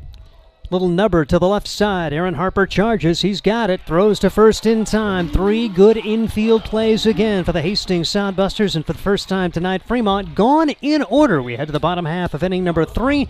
It's Fremont 2, Hastings nothing. This is Sodbuster Baseball. Life is busy. Between family events, the kids' activities, work, and driving here and there, who has time to wait in the checkout line? The new Sam's Club Scan and Go app lets you scan, pay, and head to the door. Or try curbside pickup. Just shop, park, and let them load it into your car. Curbside pickup for Plus members starts at 7 a.m. Monday through Saturday. Get all the products you love at the prices you expect from Sam's Club and skip the lines. Sam's Club, making busy lives less stressful. There's nothing like relaxing on a summer day. Nothing like taking in a Hastings Sodbuster baseball game. And there's nothing like an ice-cold Pepsi to make the day perfect. Pepsi Cola of Hastings wants to make your nothing like be the best day it can be, whatever the occasion. Enjoy your favorite refreshing Pepsi product throughout the Sodbuster season and make your nothing like memories. Pepsi Cola of Hastings, a proud sponsor of Hastings Sodbuster Baseball. Bring you Sodbuster Baseball. Head to the bottom half, inning number 3, 2-0. Hastings trails it. The 8, 9, and 1 hitters trying to find the measure of Brady Bowen. Bowen has been outstanding this year, and he's just keep on rolling coming into today. The ERA of under 2, 1.68 his earned run average entering today's play, and he's allowed only 1 hit so far. That was Blake Burrows, who got a single to lead off the game. He advanced to second on a stolen base, but could not advance any farther than third. They had him at third with less than 2 outs, but he was left there. Tegan Tamia, an opportunity to see him back in the lineup, as Tegan, solid this year, 291 on the year, 7 RBIs. He scored 14 times, right-handed hitter, out of Hawaii and Washburn University. Taking ball 1, 1 ball and no strikes on Tegan Tamia. Teammate with Jake Schroeder there. And the pitch is fouled away. 1 ball and 1 strike on Tegan Tamia. Tamia, not much action in this series. Didn't play at all on Monday. And then yesterday he was a pinch runner. Did not have an at-bat as he was taken out after that as Trevor Matson came into the game at first base. 1-1 pitch is outside. 2 balls and a strike on Tegan Tamia. Blake Scott also goes to Washburn, so 3 Sodbusters go to Washburn. Here's the pitch, and that's called strike 2. And Scott actually hasn't gone to Washburn yet. He just signed there, and so it's kind of cool for him. He actually called his assistant coach at Washburn and said, hey, we got 2 guys going there already, so get a chance to know a couple of players. And Tamia lines this one back up the middle for a base hit. Sodbusters have their leadoff man aboard for the second time in 3 innings. Washburn was really good in NCAA Division II this past year, and so it's going to be cool for Blake Scott to go on and join those Ichabods Jake Schroeder, and the aforementioned Tegan Tamia. Well, Tamia, with that hit, goes back up over 300 for the season, batting .304 right now. Good to see him get on. Speed on the base pass. I like that young man, the way he plays, and just an all-around good guy. And we saw a stolen base earlier from Blake Burrows. Will they turn Tamia loose, down 2-0 here early on? Bottom of the third, Garrett Kennedy coming to the plate like another leadoff hitter, batting in that 9 spot. Great speed at the bottom of this Sodbuster lineup as the pitch across for a strike.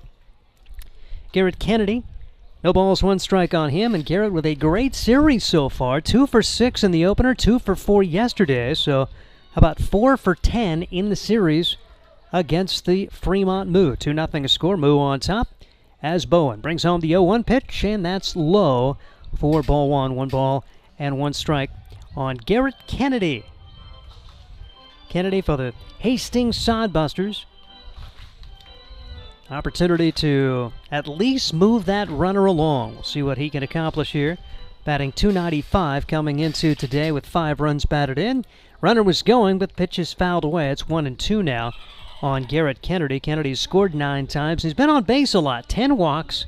He's been hit by a pitch 3 times, so .456 on base percentage. You'll love that at the top of the order and here at the bottom of the order as well. Garrett Kennedy, talked to him just briefly as he was doing some stretches earlier. He does some very extensive stretching for the game, which is good. And you're an outfielder, you got to do a lot of running. Runner at first, nobody out. Sodbusters trail at 2-0. Bottom half of the third inning is Bowen. Set to go, brings it in, and this one is bounced down the third base line. Could be trouble. This will roll, it will roll, and it's going to stop dead. Good decision for Bowen. He knew he had no chance to get Kennedy and take his chances, see if it rolls foul. It did not. Thankfully, the wind did not push it foul, and the Sodbusters have first and second. Nobody out here in the third. Yeah, the only thing you can do is just watch it and hope. And I remember seeing a Major League guy one time down his hands and he's like blowing a ball to pretend like it's getting over the line. So speed on the base pass here for Hastings. And speed at the plate with Blake Burrows, who singled, stole the base, ended up at third his first time up. So the Sodbusters, an opportunity here. A big one against Brady Bowen, who's been outstanding this year. And Hastings needs to take advantage of it. They have stranded a bunch of runners the first 2 games of this series. Winning the opener, scored 12, but you really look at the missed opportunities yesterday. And Burrows squares to bunt, takes ball 1. 1 ball and no strikes. And what a great guy to have up there. If he can handle the bat and bunt, I mean, any potential sacrifice is also a potential base hit with his speed. Yeah, if he could drag bunt as the left-handed batter in that third base line, there's nobody to cover third. 1-0 the count. Yeah, you want to make the third baseman field this bunt with runners at first and second. Squaring to bunt is Burrows. Takes outside right now. He may just make Bowen throw a strike. 2-0 the count on Blake Burrows. The wheels are returning here as Chris Ceballos flashes the signs down in the third base box. Sodbusters, I think it was Brett Zimmerman coaching first earlier. I'm not sure if he's still down there for Hastings as they're using players here in this series. Jake Bigham apparently not in town. 2-0 pitch on the way. Burrows takes high for ball 3, and now Bowen can't find the zone, and the Sodbusters a huge opportunity here, and Burrows likely with a take sign on this one. Imagine having bases loaded with Aaron Harper. That's a good feeling. With Harper, Larson, and Matson coming up, you would like your chances here in inning number 3. 3-0 the count. And the throw back to second, and not in time, or it may have been in time, but the ball bounced off the glove of the shortstop. A nice pick play executed there. Tamia dove back in. Austin Baskett appeared to be there in time, and a decent throw for Bowen, but it bounced away thankfully, and still remains 3-0 with Bowen trying to work on Burrows. Yeah, I thought maybe it hit his helmet, but I think you're right, it was the glove. 3-0 the count again. That may keep Tammy a little bit closer to the bag, and the pitch across for a strike. 3-1 the count now on Blake Burrows. Yeah, it was a good throw to second base. They almost had him, but kicked away. That would have been a large out on the course of this game, with the Sodbusters scuffling offensively a little bit. They have fallen 2 percentage points in their team batting average in the series, now hitting .268. That despite scoring 12 runs on Monday. Pitch is low for ball 4, so a good at bat for Blake Burrows. They're loaded up 2 singles and a walk, bases loaded, nobody out for Aaron Harper, who grounded out his first time up. The good news is the Busters have scored 14 runs in this series. The bad news is 12 of those came Monday. Yeah.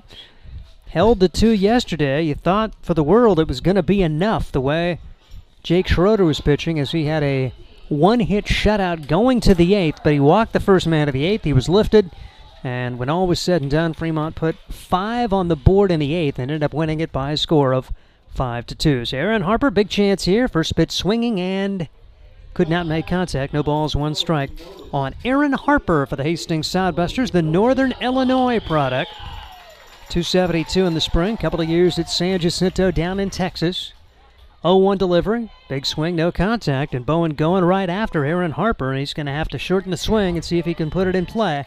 Sodbusters missed a chance in the first inning with a runner at third, less than 2 outs. 0-2 delivery, swing and a miss, so Bowen 3 straight pitches, Harper 3 straight swings, and there's 1 out for Brandon Larson. Well, that's a huge out for Bowen out there. That's a very tough out, and Harper helping him out there. So now it falls in the hands of Larson here with 1 out, and still all the ducks in the pond. And Larson couldn't get it done back in the first, as he came up with that runner at third and less than 2 outs and popped at the shortstop. Pitch misses here for ball 1. 1 ball and no strikes on Brandon Larson, relative newcomer to this Hastings Sodbuster team.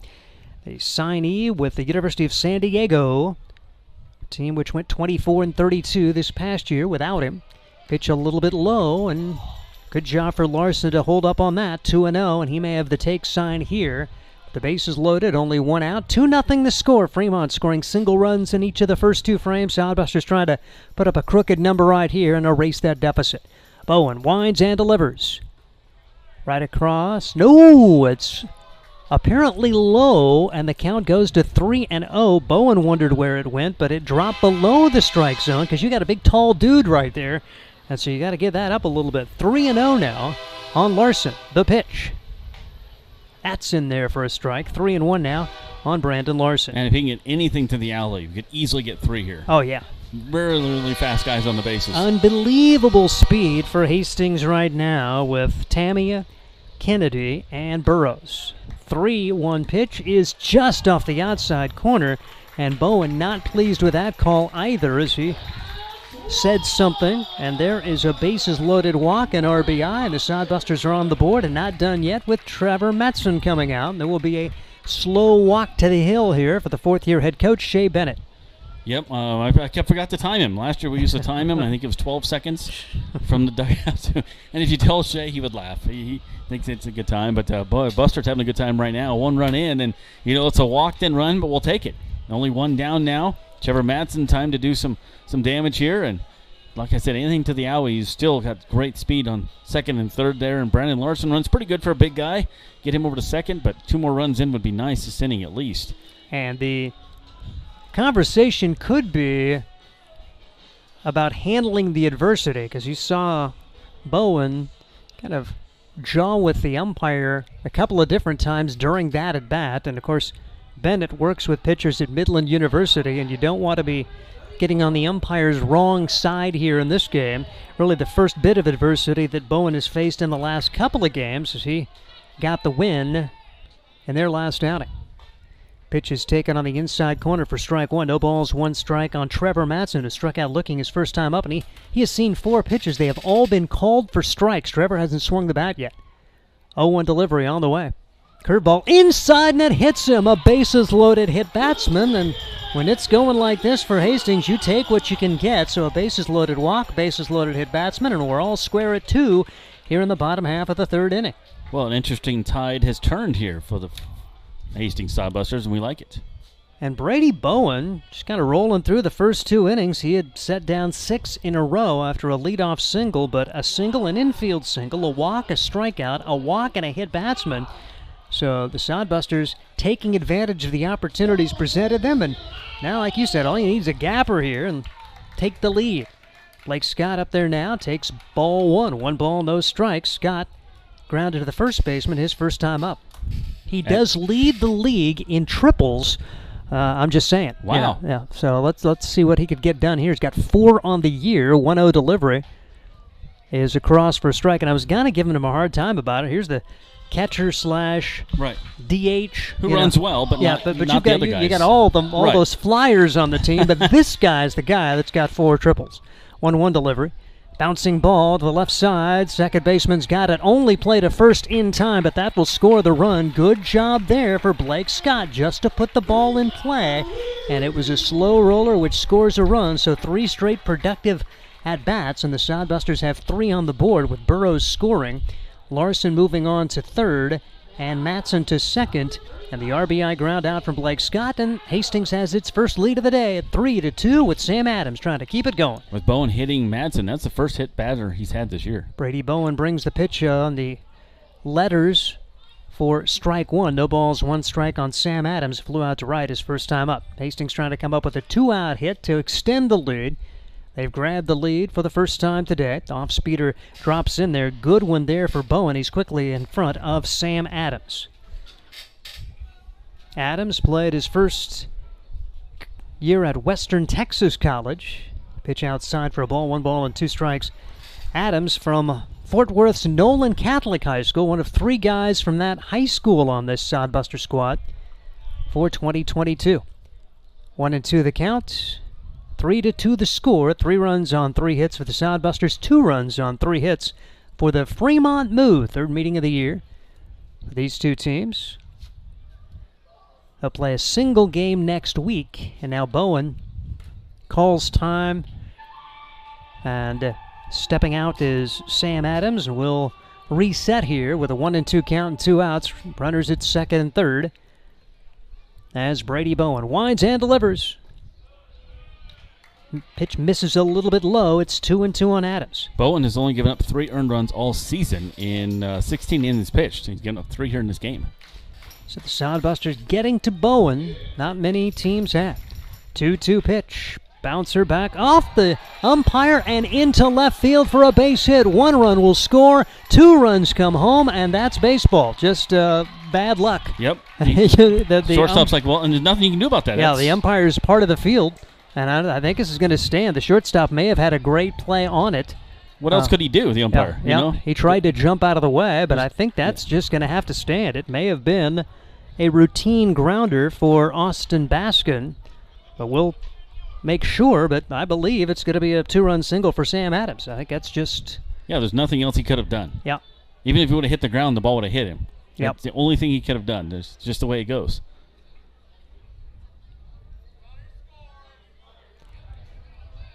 And now they're going to try to send the runner back. And Luke's got a legitimate argument here. I don't think you can send the runner back. Fremont has been... They got away with one yesterday on a... They got away with a couple yesterday, I think, but...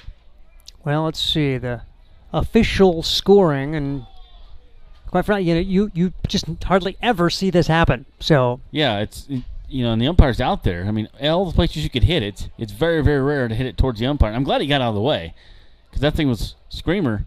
Well, I think it got a piece of him. Oh, did it hit him? I think it bounced off of him. Yeah, it bounced off of him shin, into okay. left field. Yeah. Oh, that I didn't realize. Okay, Yeah. I thought he jumped out of the way of it. Okay, so now that makes it a little different for me. Again, he tried to get out of the way, but... Yeah. And so it'll be interesting to see what they do here, as the Sodbusters apparently had scored 2, but...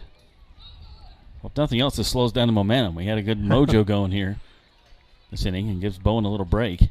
And in fairness to Fremont, it was a ground ball headed toward Austin Baskin, and their middle infielders have been pretty good this series. And all likelihood, it would have been a play that ended the inning.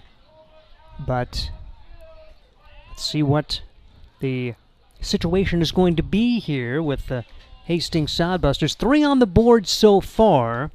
Looks like Trevor Matson is going to return to third base, and the Sodbusters are going to get 1 run out of this, so they will allow the advancement of 1 runner on the play. It looks like right now, anyway, the way the conversation's going. Luke Bay is hearing about it from both umpires. And again, if the ball goes cleanly up the middle, if it's just shielded, 2 runs certainly score. But the good news is, are they going to return both? Oh, no, they can't do both. Runners. That would not. They're going to say dead ball, allow Sam Adams to reach first base, but put runners back at second and third. It looks like that's going to be the situation. Ooh, so the Sodbusters.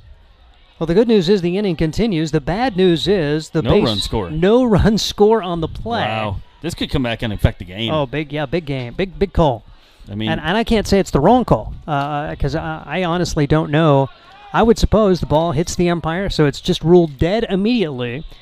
Sam Adams is given a single and given first base, but the runners are not allowed to advance. So Larson will stay at third, Matson at second, and you could really make it all academic if Tyson Curtis could come through with a big hit right here. Yeah, if he could just open something up and we score 2 or 3 runs anyways, everybody will forget about this. Yeah. But they need to get something on here with 2 outs. Well, let's see what happens. Now, the good news is Hastings already has 3 on the board, but here's a huge chance as Gertis grounded to the shortstop his first time up and takes it inside off the glove. No, it hit Gertis. Gertis, wow. I thought he had gotten out of the way, so there's one of those runs. So after all of that, Brady Bowen comes up and hits the next batter anyway. We talked about him not hitting anybody coming into this game. He's hit 2 this inning. Yep. So there is a hit batsman. We've had RBIs this inning on bases loaded walk, bases loaded hit batsman, an RBI ground out, and another bases loaded hit batsman. Those are the RBIs, but they all count. And Tegan Tamia bats for the second time. He grounds this one toward the shortstop. It's going to be picked up cleanly, throws to second, and they get the out there. And after all of that, the Sodbusters score 4 times, 4 runs of the inning, and Hastings has its first lead. We head to the 4th. It's the Sodbusters 4, Fremont 2. This is Sodbuster Baseball. Imagine visiting a place with historic housing districts, beautiful parks, and strolling through downtown shops. No, it isn't a fairy tale. It's Hastings, Nebraska. Hastings is the birthplace of Kool-Aid. You can see the Kool-Aid exhibit at the Hastings Museum, along with many other amazing attractions and a planetarium. And visit the one and only Nebraska Bigfoot Crossroads of America Museum and Research Center. It all starts with the Adams County Visitors Bureau. Start exploring at visithastingsnebraska.com. Experience Hastings with the Adams County Visitors Bureau.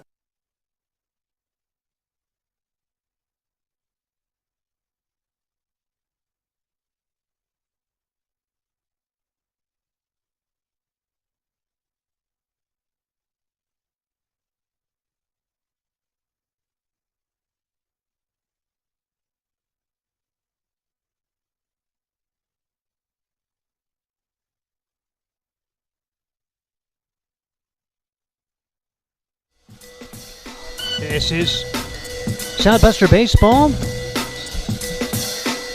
as Hastings has taken the lead for the first time today at 4-2. Hastings with 4 runs on 3 hits. They left 3 in a wacky inning that didn't see any run-producing hits. The RBIs, 2 bases-loaded hit batsmen, a bases-loaded walk, and an RBI ground out.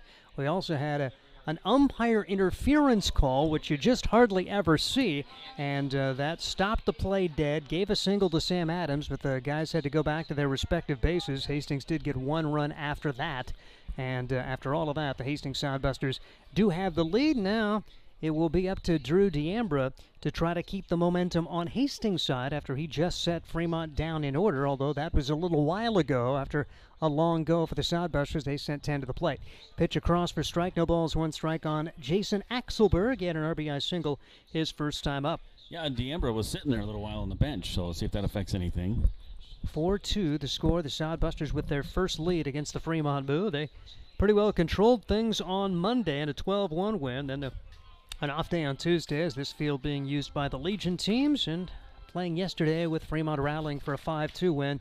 Now the Sodbusters have come from behind to take a 4-2 lead. Pitch taken upstairs for ball 2, 2 balls and a strike on Jason Axelberg. Axelberg played in that series opener, 1 for 4 with an RBI. Did not play yesterday. He's off to a good start here today, 1 for 1. 2-1 delivery on the, just outside. 3 balls and a strike to Jason Axelberg. Axelberg out of Augustana University in Sioux Falls, South Dakota. He is from Minnesota.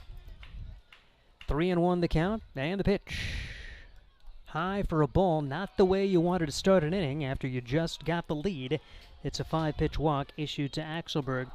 Over 60 pitches thrown for D'Ambra in his Sodbuster debut, and we're just in the fourth as Ian Graff comes to the plate. And you know Graff is going to be a little bit motivated after he struck out swinging his last time up to end the first. Opportunities in the first and second for Fremont. They scored single runs there and went 1-2-3 in the third. And Graff's first pitch swinging. No balls and a strike on Ian Graff. Graff out of Dixie State University from Las Vegas. Big guy, 6'3", 230 pounds, leads the team in 2 offensive categories, home runs and RBIs. Also strikeouts with 21. And that's one of the reasons he was the beer batter today, and it did reward the Hastings Sodbuster faithful here as Ian Graff, a 1-1 count on him. Runner at first, nobody out. Sodbusters with a 4-2 lead. D'Ambra. Check at the runner, takes his time and brings the pitch home, and that is fouled away. 1-2 the count on Ian Graff as the Sodbuster fans into it again because there's 2 strikes on the beer batter. That and it's 9 innings of winnings tonight, so there's all kinds of things going on. And a decent crowd here on a Thursday. Come on out this weekend. The Nebraska Prospects come to town, and I'll tell you what, they had a great series with Nebraska earlier this year. 3 walk-off wins for Hastings. 1-2 pitch, swung on and missed. Another strikeout of Ian Graff, so D'Ambra's had the better of Graff. 1 out, 1 on here in the fourth. And the crowd goes crazy. The beer batter strikes out again. Yep. Another discount. There goes one guy. He's going now. That'll bring to the plate Austin Baskin. Baskin with the only extra base hit of the day as he doubled to lead off the second, ended up scoring on the RBI single from Evan Rowe. 4-2 the score. The Hastings Sodbusters with the lead. Turning this game around with a 4-run third. Runner goes. The pitch taken for a strike. Throw down, and it is knocked down and kept on the infield. I thought that baby was headed for center field. Axelberg with a stolen base. He's in scoring position now. They actually called that pitch outside for ball 1. So Baskin a chance here to drive home a run with the runner in scoring position. And 1 man out. 4-2 the score. Sodbusters on top. Hastings home for the weekend, and then Monday it's at Fremont. They'll come back home to play Western Nebraska, and that Tuesday game of the Western Nebraska series is the final game of the series, or the final game of the first half. Bouncing ball right side, tough play, and no chance for Tamia. Rounding third, Axelberg, he will stay as the Sodbuster right fielder comes up gunning. Good throw from Tyson Curtis, but Fremont now with runners at the corners, and 1 out, trailing it by a score 4-2. So according to the rule book, we had to look it up. The rule states dead ball and no advancement on that play earlier. So good call for the umpires. And quite frankly, I was not familiar. I don't know as I'd ever seen it happen. So, yep, guys got it right. Thank you to Jared looking that up for us. Give him credit. 4-2 the score. And, yeah, if it was like I said, if it didn't hit the umpire, it was probably going to be a 6-3 ground out and the inning was going to be over. So when all is said and done, it probably worked out about as fairly for both teams. Here's a bouncing ball right side and into right field, and Fremont gets on the board. They have back-to-back singles. Good job there for Evan Rowe as he put it right through the hole between second and first, just like Austin Baskin did. Jason Axelberg coming in to score, and first and second still only 1 man out, and it's 4-3. The Sodbusters lead sliced, and Darian Morphew comes to the plate. Yeah, that walk kind of looms large now as he was the run that scored. As it was a walked batter that scored in inning number 1 on the RBI single from Axelberg. Axelberg walks this inning and scores the 3rd run of the game for Fremont, trying to get it tied up or perhaps grab the lead. As the left-hander, Darian Morphew at the plate. Big play back to second base. A bluff as the Hastings infielder, Aaron Harper, was not moving, but D'Ambra did make a move to get Austin Baskin a little bit closer. Pitch misses for ball 1. 1 ball and no strikes on Darian Morphew. Morphew didn't play on Monday. Last night he went 0 for 4. He was the leadoff batter yesterday, batting in the 9 spot today for the Fremont Moo. Coming into today, still in the hunt for the first half title. Ball hit into right field. That's a base hit. 3 straight hits to right. Throw in. They try to get the force play at second. Ball bounces off the umpire again. The field umpire has had a heck of a time. That's twice the field umpire has been hit by a ball today. And that one probably benefited Hastings because it bounced right back into the infield. If that gets away, it may allow runners to advance. So 3 straight singles to right. And Kanan Dodge will come to the plate. We have an extra pair of shin guards somewhere. Yeah, that's he's bad luck. And here comes Kanan Dodge, who walked and scored the first run. Now Hastings in danger of giving the lead right back, and Fremont, good job battling here. As a leadoff walk, a strikeout, 3 straight singles by the 7, 8, and 9 hitters, and the pitch over but low, 1 ball and no strikes. 74 pitches. There is some bodies moving in the bullpen right now, but nobody warming up for Hastings. That's what I thought. You would think that now that they are seeing him for the 3rd time, that there could be some action. Another ground ball to right, another base hit. 1 run will score, and it's just station-to-station ball here for the Fremont Moo. 4 straight singles into right field. Really nothing this Hastings team can do about it. Just great hitting for the Fremont Moo. Yep, nothing you can do. You've got to get somebody warming up now, and there is some bodies going to warm up as Luke's going to come out and take a little chat there with his guys. And, you know, they're just finding holes. They're not doing anything spectacular, but they're just hitting it where the players aren't, and nickel and diming, and it's working right now for Fremont. Fremont 317 as a team, the best hitting team in the Independence League, even though their percentage had fallen by 11 points in this series. Much better than Hastings at 268, 7th in the league. Now pitching, a little different story. Hastings actually fell to 3rd in the ERA standings, 4.38, as they have fallen into 3rd. Canyon County has the top team ERA at 4.02. Meanwhile, Fremont lowered its team ERA with their performance yesterday, and they've lowered it for the series to 5.96. That's 6th in the Independence League. So Fremont's come back. They've got it tied. 4-4 the score. Critical game in the Independence League Nebraska Land Division. Hastings 12-8. Western Nebraska 13-9. Sodbusters are percentage points in front of the Pioneers, with Fremont right there and North Platte. Those two teams in a virtual tie for 3rd place at this point, with Nebraska prospects looming. Danny Garcia is warming for the Hastings Sodbusters, and so could get a chance to see him before too long, hopefully after a double play ball right here next inning. Pitch across for a strike, no balls, 1 strike on Zek Samayoya, who's 0 for 2 in the game. So Drew D'Ambra trying to get out of this with no more damage done. Sodbusters had just grabbed the lead. Fremont comes right back with 2 runs. Just solid hitting for this Moo squad with 4 straight singles. The pitch is fouled away. A strikeout would look really big for D'Ambra. The bases loaded and only 1 out. Yeah, he got through Graff, which is one of the toughest hitters on the team, and then he got single, and you had walk and single in that order. Excuse me, those were 3 singles in a row. Yep. And then a single from the number 1 hitter, Kanan Dodge. All to right field. 0-2 pitch. Outside for a ball. 1 ball and 2 strikes on Samayoa. Has hits in each of the first 2 games. 1 for 4 and then 1 for 4 with 2 RBIs.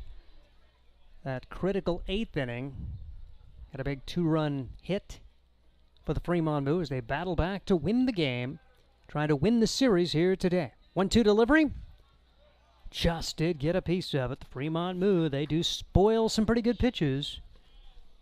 And that will push the pitch count. It'll be number 80 for Drew D'Ambra as he works here in the top of the 4th inning. 4 runs, 7 hits for Fremont. 4 runs, 4 hits for Hastings Sodbusters. No errors in the game to this point. D'Ambra brings the pitch home. Just misses. Sodbusters would have taken that. 2-2 the count now on Samayoa. Yeah, this is a big out. You got to get this guy out. Double play would be perfect here. Play it, couple guys second base. They've had everything into right field. Do a shift if you have to. 2-2 the count. D'Ambra's pitch popped up right side, foul territory and out of play. It's another good job there for Samayoa to spoil a pitch. Samayoa seeing his 7th pitch of this at bat. 4-4 the score. New game. Fremont jumped out 2-0. Southbusters put 4 on the board in the 3rd, but 2 coming back here for Fremont in the top half of inning number 4. And the left-hander, D'Ambra, brings the pitch home. Called strike 3 on a borderline pitch, and Samayoa does not like the call as he turns and shouts something back to the home plate umpire. That will not make him any friends. And a huge strikeout called on Samayoa, and now it'll be up to Aspequetta to try to give Fremont the lead. Yeah, Samayoa said a couple things on the way back to the dugout there. I thought he would get away with one. I did not know if he'd get away with a second, and pretty good control for the home plate umpire to not run him. And now here comes Nico Aspequetta. Still an opportunity with the bases loaded. A 4-4 tie. The pitch across for strike 1. No balls and 1 strike. Aspequetta walked his first time up, then grounded out to Tamia in the 3rd. We're now in the 4th, and the Fremont Moo have battled to tie it. D'Ambra trying to survive this inning with no more damage done. That pitch misses. Now Sodbuster fans will grumble a bit. And the count goes to 1 ball and 1 strike on Nico Aspequetta, who's had a big series, 3 for 5 on Monday, 1 for 4 yesterday with a couple of RBIs and a run scored. He had another 2-run single in that frame for this Fremont Moo squad. His 8th batter of the inning for Fremont. Here's the pitch. Bouncing ball right side, should do it. First baseman Brandon Larson fields it, steps on the bag, and after all of that, Fremont comes up with 2 runs. They do leave the bases loaded, however, and 4-4 is the score. Officially 2 runs on 4 hits and 3 men left. And 4-4 as we head to the bottom of the 4th. This is Sodbuster Baseball. Any lot, set, hut! Announcing the Nebraska Lottery's Lucky for Life ticket snap. Start the play by purchasing a Lucky for Life ticket by July 26th and enter the voucher number for a chance to win Nebraska football Skybox season tickets, regular season tickets, single game tickets, or a weekend football experience. It's our Lucky for Life ticket snap promotion, and it's 100 yards of fun. Lucky for Life top prize odds 1 in 30 million. Nebraska Realty is a homegrown company that is deeply invested in the communities it serves. They are the largest independent real estate brokerage in the state with over 950 agents serving communities all across Nebraska. Nebraska Realty operates on the same principles and values as the people of this state: honesty, hard work, community, and people. They recently opened an office in Hastings and are excited to be part of the community and do their part in helping it thrive. See what Nebraska Realty can do for you at nebraskarealty.com. At the bottom half of the 4th inning, it's a new ball game, 4-4. The Sodbusters score 4 in the 3rd. Fremont comes right back to get it tied. Good job for Drew D'Ambra to minimize the damage as he was able to survive that inning, getting the number 2 hitter, Samayoa, looking and then getting Aspequetta, the number 3 hitter, to ground out. Pitch is in there for strike 1, no balls and 1 strike as we get a look at Garrett Kennedy. Kennedy, an infield single, and he scored the last inning. An unusual inning for the Hastings Sodbusters as they scored 4 times. Pitch swung on and missed. No balls, 2 strikes. None of the RBIs came on base hits.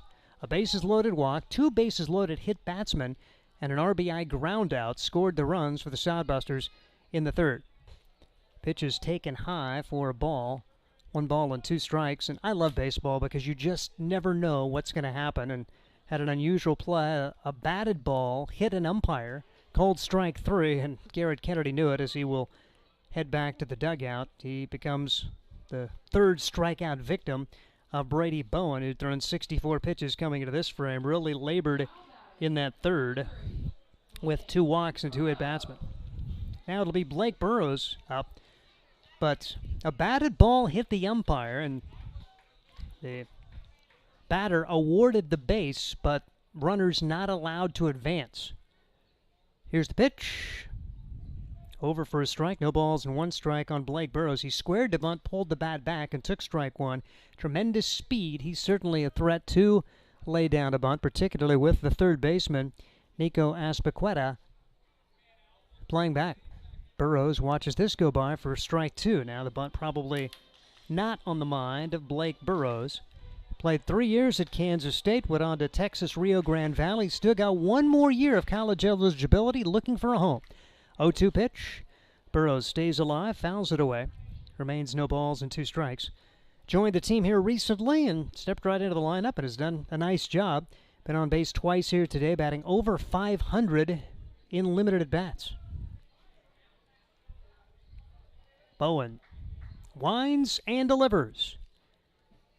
Burrows just gets a piece of it, fouls it back.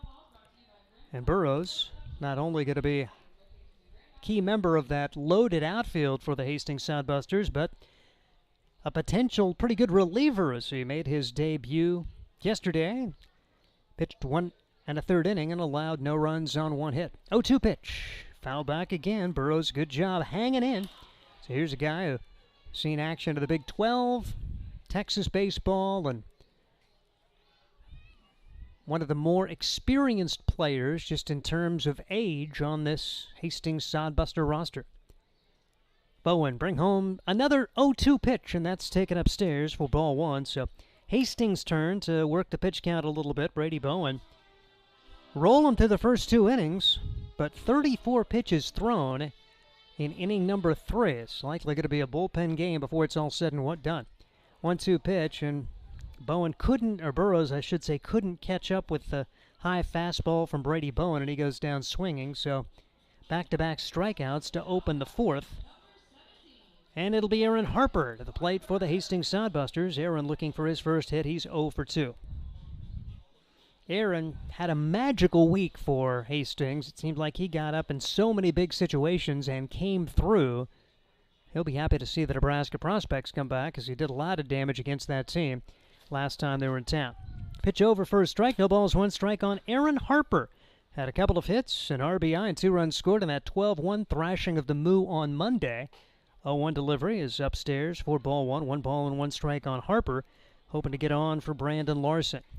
4-4 the score, bottom half of the 4th inning. 1-1 pitch. Over for strike 2. And now Brady Bowen, an opportunity perhaps strike out the side. Had 2 strikeouts in the first 3 innings, and he already has 2 strikeouts here. And Aaron Harper wants to make him wait. Bowen atop the hill, ready to go, and Harper said, you're in way too much of a groove.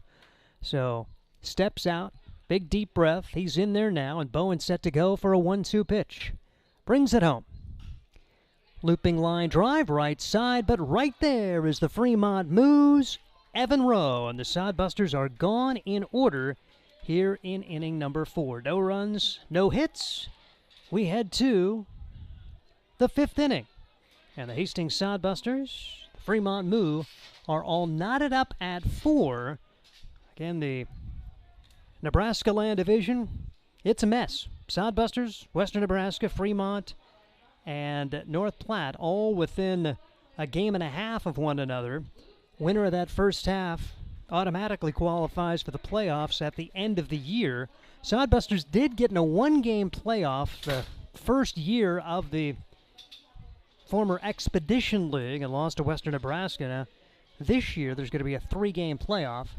Sodbusters are going to have a new pitcher as Danny Garcia will come out and pitch for the Hastings Sodbusters. And to take you through the 5th inning, it is going to be Josh Salmon. All right, thank you, Steve. Danny Garcia was warming up. First time we get to see him pitch for the Sodbusters. We knew he could pitch. We knew he could play second base. We've seen him at the infield, but we haven't seen him pitch yet this year from San Jose State. And goes a native of Oakland, California, 5'11", 170, the right-hander. Comes up here against the Moo. And again, another guy who hasn't pitched for Hastings in the game here. We saw the starting pitcher hadn't played at all for Hastings in Deambra, and now you have Garcia. But this is a good chance. I mean, let's, trial by error. You throw in there, trial by fire, and throw them in there and see what they can do against a tough Fremont team. We're all tied at 4 apiece here in the 5th inning. And a lot of heart thrown by Drew Deambra after he had given up the lead. His team was up 4-2.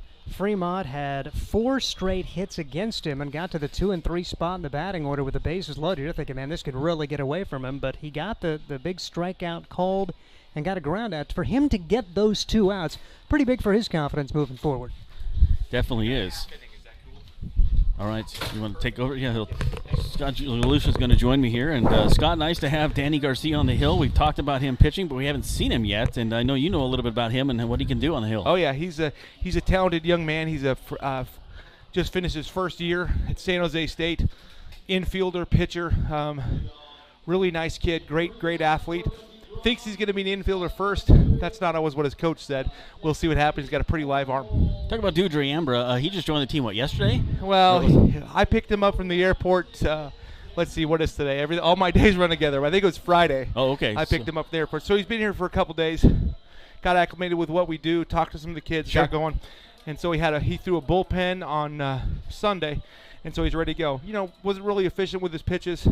But he was fine. He kept us in the game, gave us a chance to win, and that's what we need. We just need more and more good arms, and they're all quality right now. It's going to be the 4, 5, 6 hitters due up here for Fremont against Danny Garcia. It's going to be Bookout, Axelberg, and Graff, and then went upstairs for ball 1. 7 innings of winning, lots of great stuff going on there. Yeah, it was just a normal, boring day at Sodbusters. I rolled out a Grand Island at about 7 o'clock at Sam's Club. Had 45 kids at the Buster camp with the YMCA until about 11:30. Oh wow!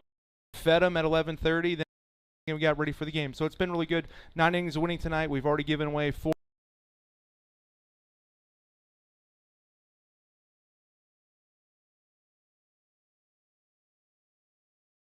Weather, not till maybe 10, 11 o'clock. We should be long gone out of here, and I may or may not sleep at Duncan. Need a little bit of a break, but that's the grind of the summer, and it's not only hard for these kids to play all these games in this many days. It's a little challenging for the staff as well when we have this many games in a row. Single to lead off the inning here for Fremont. This is the 4th time they've led off an inning with the leadoff hitter on Fremont. It's all tied. No, I take that back. They scored 1 in the first, 1 in the second, and 2 in the fourth there. So let's talk about there is going to be a July 4th game. Yep. One game we're going to play at 6:05 on the 4th of July right here at beautiful Duncan Park, Duncan Field. So we're excited that we got to keep that home game. And so it'll be a fun time. We're going to try to get everybody out of here in plenty of time so they can go do whatever they want to do for their fireworks display. So we're happy that that's finally done, and another little bit of schedule snafu that's just part of the deal. But we've got that cleaned up now. All right. So with a runner on there, that's Bookout on first base. Axelberg is up now. He's been on base twice, a single and a walk. Axelberg, right-hander versus right-hander Danny Garcia on relief. 4-4, our score. Shows bunt, doesn't take it, throw down the first, not in time, but not a bad idea there by Sam Adams. Yeah, Fremont seemed to figure this out a little bit. They keep hitting the ball in the air against our outfield. That didn't work very well. Last couple innings, they've hit the ball on the ground and found some holes. So hats off for them to try to keep in the middle of the field and get on the ground. Bookout has only 1 stolen base on the year. That one fouled off. And ball 1 strike count here to Axelberg. How's the roster? I mean, are we at where we're going to be? Is there more guys adding? You never know in this. First of all, everybody as of right now, everybody is here and reported that we expect to be here. The nice part is we have 3 pitchers that they're not gonna be available until July, and so that's kind of a nice thing to have in our back pocket. Leif Holtein will pitch. That was my next question. He'll have 3 starts in July for us. The 16th, the 23rd, and the 30th for him. Nate Zizda, who's been out for more than a year with Tommy John, he's looked really good in the bullpen, and he will get 2 or 3 starts in July. And then Jeremy Schneider also will be ready to go in July. And nice pickoff play there by Danny Garcia. Got us a cheap out. That's great. Good start. Way to get the bases clear. Yeah, that's a huge out right now with a 4-4 tie. That's your leading runner picked off of first base by Fremont. And Garcia was kind of inching over there and kind of watching him, and then just threw over and picked him off. That's a big play. Saw him take a big breath there. So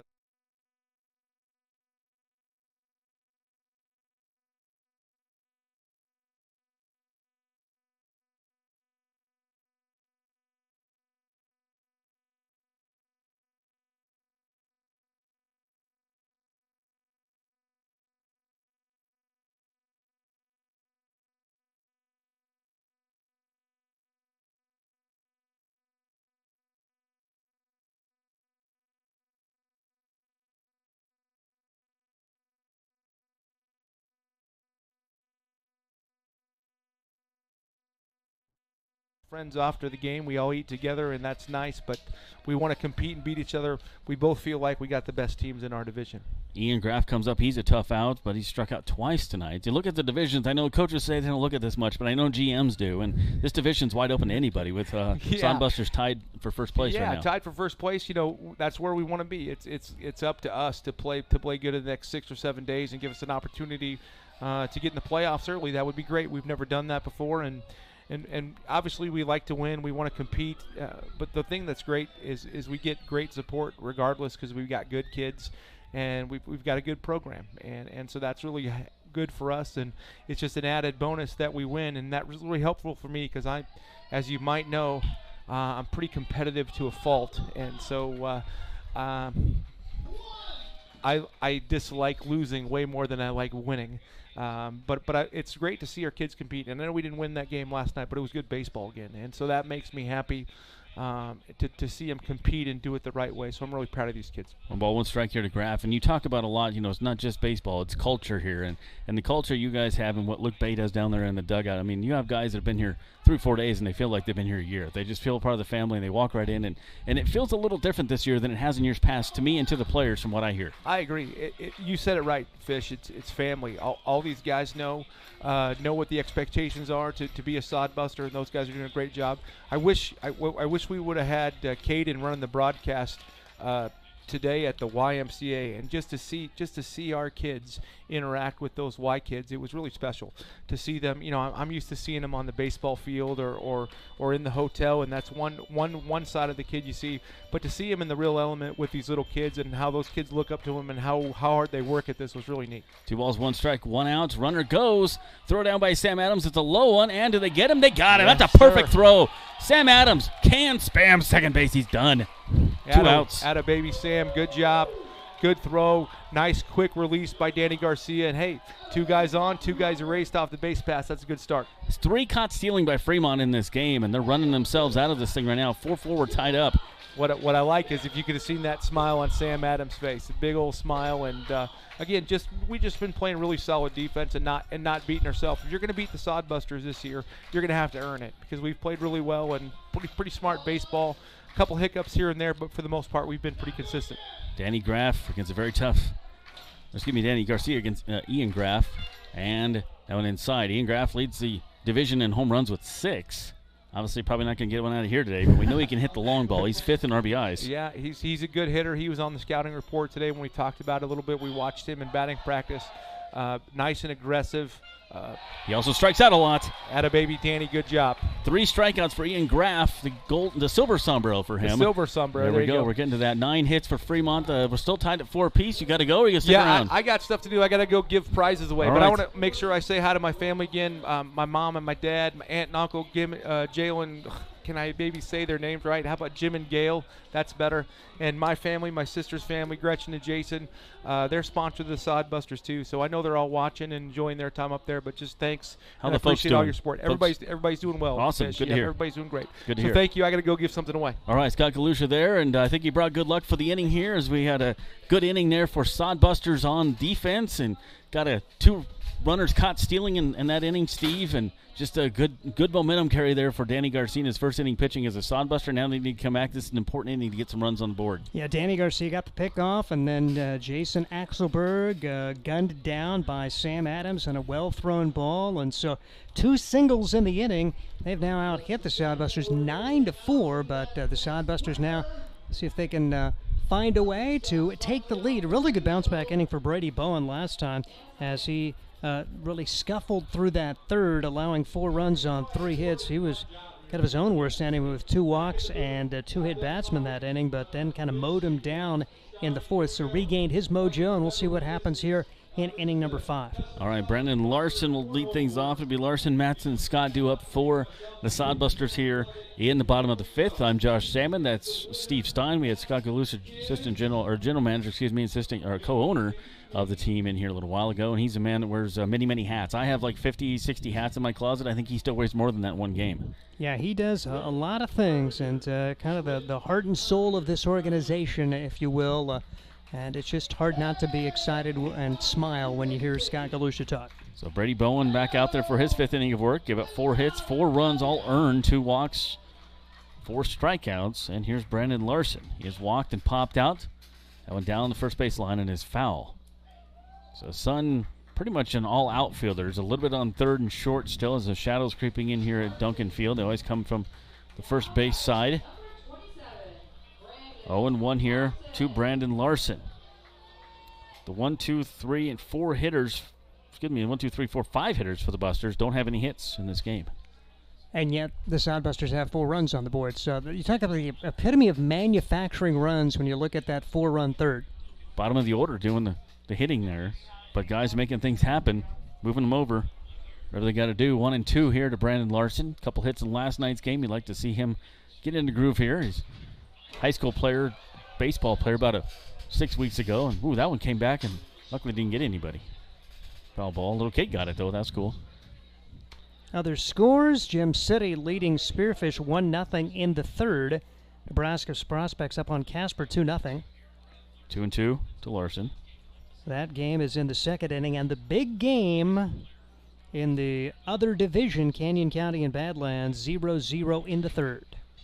2 balls, 2 strikes. That one inside. Slider doesn't fall for Bowen. It's 3-2 now. Brandon Larson, Busters would love to get the leadoff hitter on here. They have had the leadoff hitter on twice tonight, once in the first, once in the third, and make it 3 times.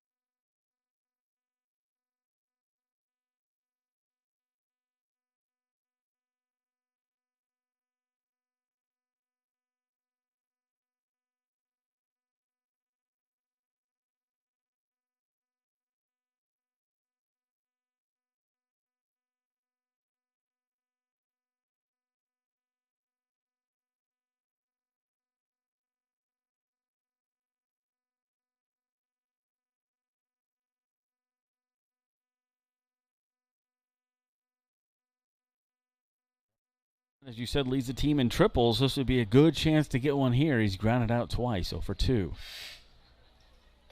Bowen working his 5th inning. Still has plenty of velocity on the pitches, finding his location. There's a left-hander warming for Fremont.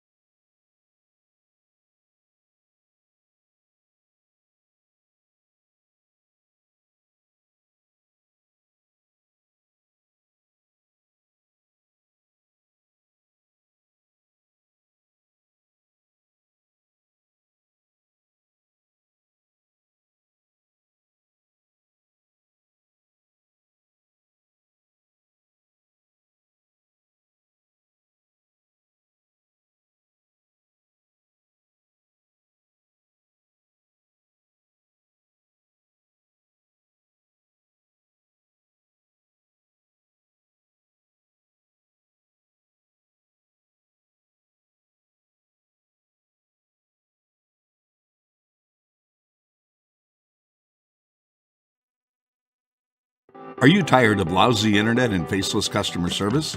It's time to experience local, honest, hassle-free, and exceptional. That's the Allo promise. We not only provide crazy fast fiber internet, crystal clear TV, and dependable phone service, but we choose to become a part of the communities we serve and love when everyone calls or stops by our store to say Allo. So don't settle for mediocre. Settle for exceptional with Allo. Visit us at allofiber.com/local. Imagine visiting a place with historic housing districts, beautiful parks, and strolling through downtown shops. No, it isn't a fairy tale. It's Hastings, Nebraska. Hastings is the birthplace of Kool-Aid. You can see the Kool-Aid exhibit at the Hastings Museum, along with many other amazing attractions and a planetarium. And visit the one and only Nebraska Bigfoot Crossroads of America Museum and Research Center. It all starts with the Adams County Visitors Bureau. Start exploring at visithastings.nebraska.com. Experience Hastings with the Adams County Visitors Bureau. Eagle Distributing and Budweiser are proud to be sponsoring the Hastings Sodbusters. Budweiser has been linked to organized baseball since 1980 with a continued commitment to celebrate America's favorite pastime. The Budweiser brand was introduced in 1876 using time-honored brewing methods such as beechwood aging, which provides unparalleled balance and character. Each batch of Budweiser stays true to the same family recipe used by 5 generations of Busch family brewmasters. We welcome you to enjoy a cold Budweiser while cheering on your favorite hometown team, the Hastings Sodbusters. Life is busy. Between family events, the kids' activities, work, and driving here and there, who has time to wait in the checkout line? The new Sam's Club Scan and Go app lets you scan, pay, and head to the door.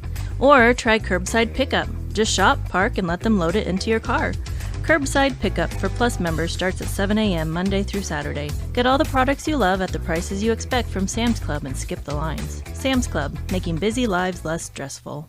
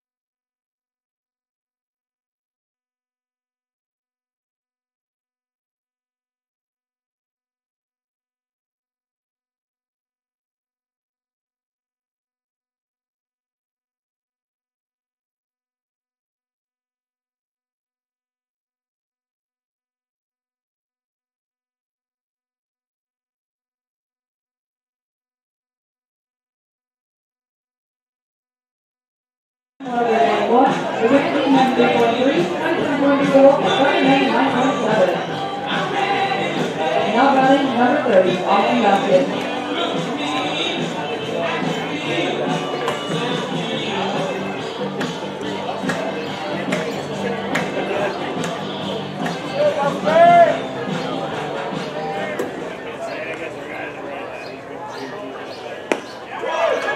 Half-hearted swing for Austin Basket. No balls, one strike. A double and a run scored in the second. A single and a run scored in the fourth. We're tied at 4, top half of inning number 6 is Danny Garcia making his Sodbuster debut after Drew D'Ambra pitched for the first time this year for the Sodbusters to start the game. Great play on a ground ball to the third baseman, Trevor Matson. Picks it out of the air on 2 hops and throws to first, and the Sodbuster defense continues to play so well. Outfield took the spotlight yesterday. It's been the infield, which has looked really good today. Matson, a couple of nice plays. You've also seen Aaron Harper be rock solid, and Tegan Tamia with some good putouts as well for the Hastings Sodbusters. 4-4 in the top of the 6th. We're waiting for the big Brandon Larson play by the big first baseman, but boy, these guys have been fun to watch. Evan Rowe stands at the plate now, and he takes strike 1. No balls, 1 strike. How about Rowe in the 8th spot in the batting order? 2 for 2, 2 RBIs for Evan Rowe, who was 0 for 4 in the series opener, didn't play yesterday. 0-1 pitch is fouled away, and 2 strikes the count on Evan Rowe. Rowe, his college, Biola University. He's from Upland, California. No balls, 2 strikes, 1 man out. We're in the top half of the 6th inning. 9-inning games here in the Independence League. As the right-hander, Danny Garcia, brings it. Ground ball, bright side. Tegan Tammy has got it. No problem. 2 up, 2 down as Tamia over to Brandon Larson for the second ground ball out of the inning, and it'll bring up Darian Morphew, who singled his last time up. Fremont able to battle for 2 runs in the 4th inning to tie the game. They actually had a chance to grab the lead. Bases loaded, 1 out with 2 runs home, but pretty good job for Drew D'Ambra to minimize the damage and get out of it with no more damage done.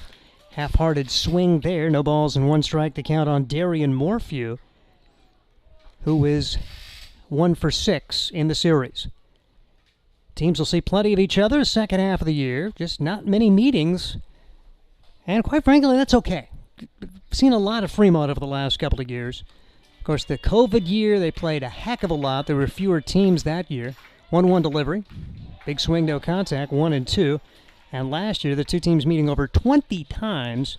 This year, few more scheduling options with the Nebraska Prospects. They play all road games, so they're able to take up some of those dates. 1-2 pitch. Bouncing ball, right side. Larson's got it. Fair ball. Steps on the bag, and that will do it. Fremont doesn't like the call. They thought it was a foul ball all the way. And that is not the way it's called. And 1, 2, 3 go the Moo here in inning number 6. Head to the bottom of the frame. It is a 4-4 tie. This is Sodbuster Baseball. Are you tired of lousy internet and faceless customer service? It's time to experience local, honest, hassle-free, and exceptional. That's the Allo promise. We not only provide crazy fast fiber internet, crystal clear TV, and dependable phone service, but we choose to become a part of the communities we serve and love when everyone calls or stops by our store to say Allo. So don't settle for mediocre, settle for exceptional with Allo. Visit us at allofiber.com/local. There's nothing like relaxing on a summer day. Nothing like taking in a Hastings Sodbuster baseball game. And there's nothing like an ice-cold Pepsi to make the day perfect. Pepsi Cola of Hastings wants to make your nothing like be the best day it can be, whatever the occasion. Enjoy your favorite refreshing Pepsi product throughout the Sodbuster season and make your nothing like memories. Pepsi Cola of Hastings, a proud sponsor of Hastings Sodbuster Baseball. This is Sodbuster Baseball as we bring you Hastings and Fremont, and we get a look at a new Fremont pitcher, Hayden Lewis, left-hander. University of Nebraska recruit out of UTAN. He'll get an opportunity to try to keep this a 4-4 game. Sodbusters here in the bottom of the 6th inning will send up their 8, 9, and 1 hitters. So Hayden Lewis, left-hander on the hill for the Fremont Moo. Making his 3rd appearance, he's pitched an inning and a third, allowed 3 runs on 4 hits. He's struck out 3 and walked 1. 0-0 for the year, an ERA of 20.25. Sometimes those ERAs are inflated early in the year. You have 1 bag outing and you spend the rest of the summer trying to recover. So if he's a Nebraska recruit, he's probably got some pretty good stuff. So we'll have to see how the Sodbusters do as they will send up Tamia and Kennedy to start things off. And talked about the bottom of the order for Fremont. Well, the bottom of the order for Hastings getting the job done. Tegan Tamia and Garrett Kennedy combined 2 for 4 with 2 runs scored. Both of their hits coming in back-to-back fashion back in inning number 3. That's the only inning when Hastings did damage. Here comes Tegan Tamia, who's been outstanding in the field and had that single to open up inning number 3, and the Sodbusters would end up with 4 runs before it was all said and done. Pitch is taken high and outside. Ball 1. 1 ball and no strikes on Tegan Tamia. Played for Washburn, team which made the NCAA Central Regional. Big swing, no contact there. And the count 1 ball and 1 strike on Tamia. Just a good opportunity to see him get regular playing time. He played in 9 games for the Ichabods in the spring. 1-1 delivery. Missing for ball 2, 2 balls and a strike. 3 players with Washburn ties on this roster. Yeah, Jake Schroeder, who pitched regularly for the Ichabods in the spring. Pitch upstairs, goes to 2 balls and, I should say 3 balls and 1 strike. And then Blake Scott has signed with Washburn after a couple of successful years at Northern Oklahoma Enid. Tegan Tamia watches it go by. It's a 5-pitch walk. And not the kind of start Hayden Lewis wanted as he has entered the game for this Fremont Moo squad. Steve, do you know what Tegan Tamia and a Scarecrow have in common? I do not. They're both outstanding in their field. Okay. Thank you. You took that whole half inning off, and that's all you came up with? That's all I could come up with. Hit my dad joke calendar, and that was it. Yeah, that's rough. All right. Garrett Kennedy up now. He's singled his first time up. An infield single. And a run scored for Garrett Kennedy. And then he struck out looking last inning. Bouncing ball, foul. Sodbusters, despite scoring 4 runs, probably not disappointed to see Brady Bowen leave after 101 pitches. They didn't have great contact. Able to take advantage of 3 walks and 2 hit batters. And most of that came in that 3rd inning as the Sodbusters scored 4 runs despite not having any RBIs via the hit. 2 bases-loaded hit batsmen. An RBI ground out and a bases-loaded walk scored the runs. Big swing, and couldn't catch up with that. Kennedy down to the count, no balls, 2 strikes. Tegan Tamia at first, nobody out. Sodbusters trying to regain the lead. We'll see if they do a little small ball, but you've got 2 strikes already. Probably not a bunting situation for Garrett Kennedy now. Maybe he can ground 1 to the right side. Instead takes low here for ball 1. 1 ball and 2 strikes on Kennedy. 4 runs, 9 hits for the Moo. 4 runs, 5 hits for the Sodbusters. As the right-handed hitter, Garrett Kennedy. Pitch taken upstairs, now 2-2 at the top of the order. Blake Burrows waiting on deck. Outstanding in their field. Do you get it? If I say it again, did you? Is it still? That was a good one. Thanks. I thought we'd get there funny eventually. Take tomorrow off, man. I will. 2-2. Tamia bluffs, stays, and that was just missing. As the left-hander Hayden Lewis thought he had it, so did the second baseman. Kanan Dodge held up both hands like, what? So Fremont's not been enamored with the umpires during this particular game. 3-2 the count. The pitch upstairs, and Garrett Kennedy works a walk after being down to the count 0-2. Kennedy battles back, and back-to-back walks issued by Hayden Lewis. And the Sodbusters say very happy to see Brady Bowen exit the game, and now Blake Burrows, excellent bunter, and we'll see if he is up there perhaps trying to lay down a bunt. He earned a walk his last time up, and it'll be a quick visit to the mound here. Shea Bennett will talk with Hayden Lewis. Bennett, 4th-year head coach, a former coach of the year in the Expedition League 2 years ago. He's really done a nice job for this crew since the franchise was created. And this Independence League, a lot of fun. The Nebraska Land Division with Hastings. Western Nebraska has been a stalwart since the beginning of this endeavor. You got Fremont, and then the North Platte Plainsmen, brand new team, and the Nebraska Prospects playing all road games. They've got a dynamite team. They will be in town starting tomorrow, Friday, Saturday, Sunday. Yeah, you look at the other league, you got the Canyon County Spuds, which were a new team, last year? Yep. Badland Big Sticks have always been good. The Casper Horseheads, remember them. Gem City Bison, brand new this year, and Spearfish Sasquatch, a team carried over from last year as well. And Sasquatch were in the division with Hastings last year, but with the addition of the 2 new Nebraska teams, They get moved to what is now the Great Plains Division. This is the first year of the Independence League, the leftovers of the former Expedition League. Big opportunity for Blake Burrows. He is 1 for 2 on the day. A single, a stolen base back in the first, a walk and a run scored in the third. He struck out in inning number 4. Crunch time here in the bottom of the 6th. Sodbusters trying to grab the lead. Big chance with first and second and nobody out. We'll see what Chris Ceballos has dialed up here for the Hastings Sodbusters. Will Burrows bunt?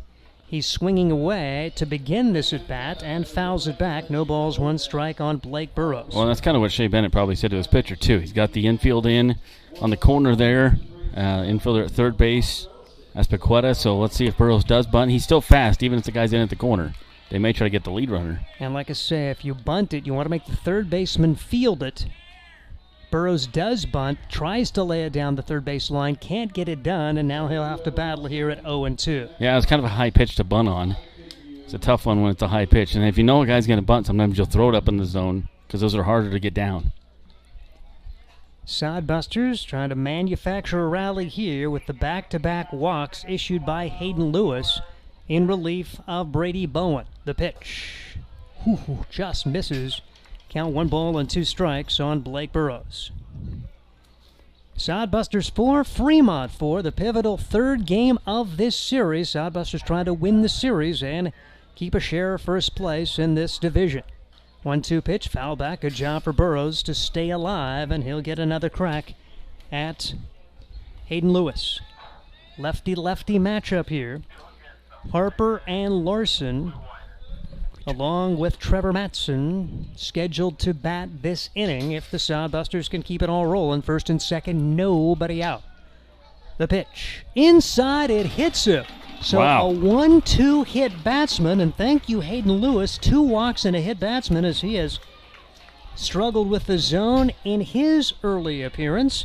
And now it's Aaron Harper, a chance to do some major damage. It's the third hit batsman given up or hit by Fremont pitching tonight. You had 2 by Bauer, and now bases loaded. Bowen, excuse me. And Harper, 0 for 3 on the day. A ground out, a strikeout, and a line out to right. He just wants to hit something to the outfield here deep enough to score a run. Tamia at third, Kennedy at second, Burrows at first. Unbelievable speed for Hastings right here. The infield is in, so punch one through the drawn-in infield would probably score a couple right here. And the pitch outside for ball 1. 1 ball and no strikes on Aaron Harper. Just about the 2-hour mark as Shea Bennett comes out of the bullpen again, and he may have seen enough right in the middle of a batter. That is crazy, as you feel for Hayden Lewis, but if you're Hastings, you will take it. 17 pitches he has thrown this inning. And 11 of them have been balls. So yes. Not a good ratio. He does not retire a batter. He is gone, and he has a 1-0 count on Harper. If Harper happens to walk, that would also be in the column of Hayden Lewis. So it's going to be a right-hander coming out of the pen here for the Fremont Moo.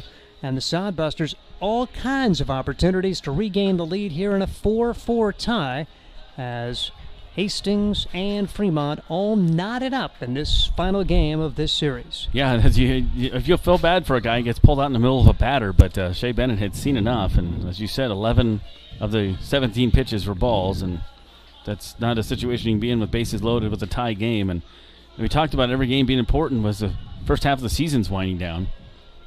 That's very true. So in the game now is number 6 for Fremont.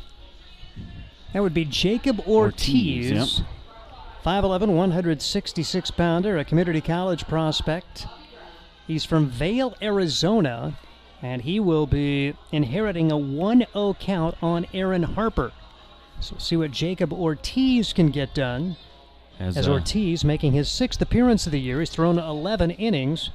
He's allowed 14 hits and 16 runs, 11 of those earned.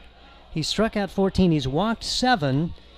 An ERA of 9.00. I like the sounds of this. Yep, so you hope that the Sodbusters can keep that earned run average right up at that mark and maybe get some stuff done.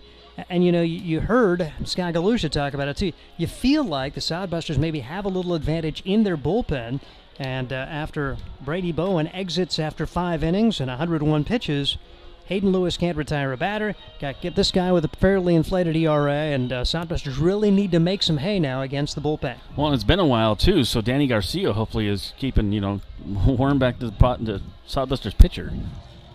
Again, the Sodbusters seeing two guys make their season debut. Drew D'Ambra got the start, worked 4 innings, battled his way to keep the Sodbusters in the game, and then Danny Garcia has been able to work 2 innings now and not allow a run. He actually allowed 2 singles to the first 2 batters he faced, but both of those guys erased, one on a pickoff, one caught stealing.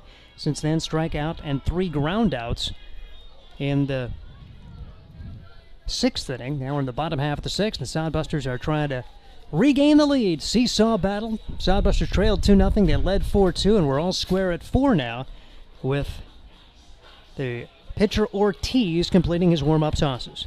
It's like Braden Mackey is the base coach for the Busters. We were wondering who it was. Braden Mackey's base coaching over there. So base is full of Busters here. All 3 batters will be charged to their Lewis. If something happens, if they come in and score, those are all his batters, runners.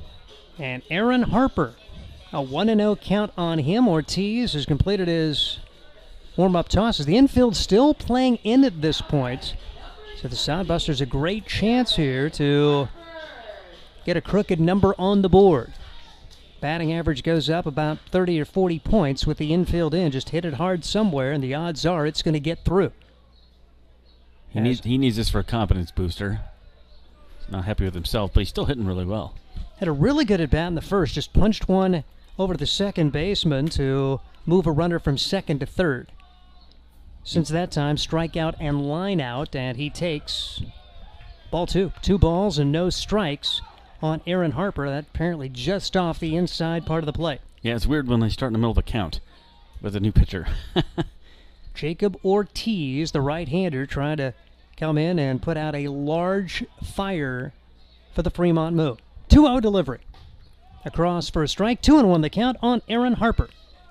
Harper would, again, alleys. You can get anything in the power alley here, 405 each power alley, anything along that line, and these guys, all 3 of them will score. Busters could really open this thing up, and they need something like that. Just take any kind of RBI producing at-bat here to grab the lead, though. 2-1 pitch is over but low, and 3-1 the count. And if this inning follows the format of inning number 3, a bases-loaded walk would be okay. Well, last night we saw Fremont draw 4 walks in the inning and get 5 runs, so maybe it's Hastings' turn in the 6th. 3-1 to count. Ortiz has to bring one over here. Bases are full of Sodbusters in a 4-4 game. Ortiz winds and delivers. Pitch is popped up on the infield. It's in foul territory and playable, and that is a large first out of the inning as Aaron Harper cannot produce. Well played there by Bentley Bookout, and a good pitch thrown by Ortiz. 1 out in the inning for Brandon Larson. Brandon Larson up with 250 batting average. Says walked twice, had a couple hits last night, scored a run tonight, an RBI. Looking for a couple more RBIs for him. Had a bases-loaded walk back in the 3rd for an RBI, and again, still full of Busters here in a 4-4 deadlock as Ortiz trying to work his way out of a major jam. Got a huge first out on a 3-1 pitch. First pitch to Larson. Over but low. 1 ball and no strikes on Brandon Larson. Tamia Kennedy Burrows left to, third to first. 4 runs, 9 hits for Fremont. 4 runs, 5 hits for the Hastings Sodbusters as Ortiz gets the sign from Ian Graff, comes set, and brings home the 1-0 delivery. This one is lined to left field. That's a base hit. 1 run will score. Here comes a 2nd run home. The throw well up the line. It's a 2-run single for Brandon Larson, and the Sodbusters have regained the lead at 6-4. Welcome to college baseball, Brandon Larson. This is the first time he's played college baseball right out of high school, going to UC San Diego. I think he's figuring out pitching. That's a good hit right there, a good inside-out swing, opposite field. Nice job. took it the other way and brings home Tamia and Kennedy. Those guys have combined to score 4 runs for the Sodbusters today, and here comes Trevor Matson. Matson with an RBI earlier in the game. He is 0 for 2. He was hit by a pitch with the bases loaded to bring home a run as part of that 4-run third.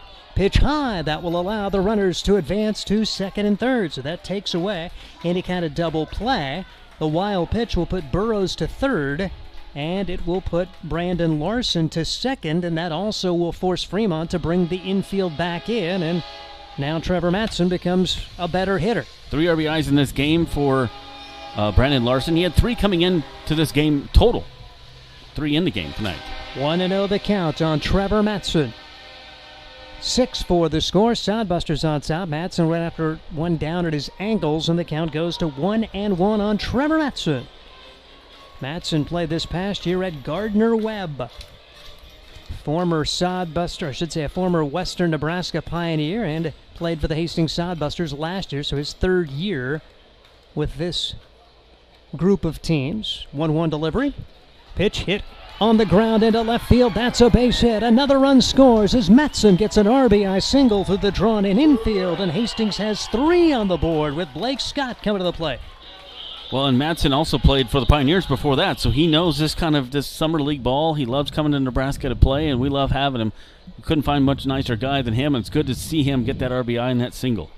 Blake Scott with the RBI ground out as part of that 4-run inning in the 3rd. He is 0 for 3 in the game. Blake Scott.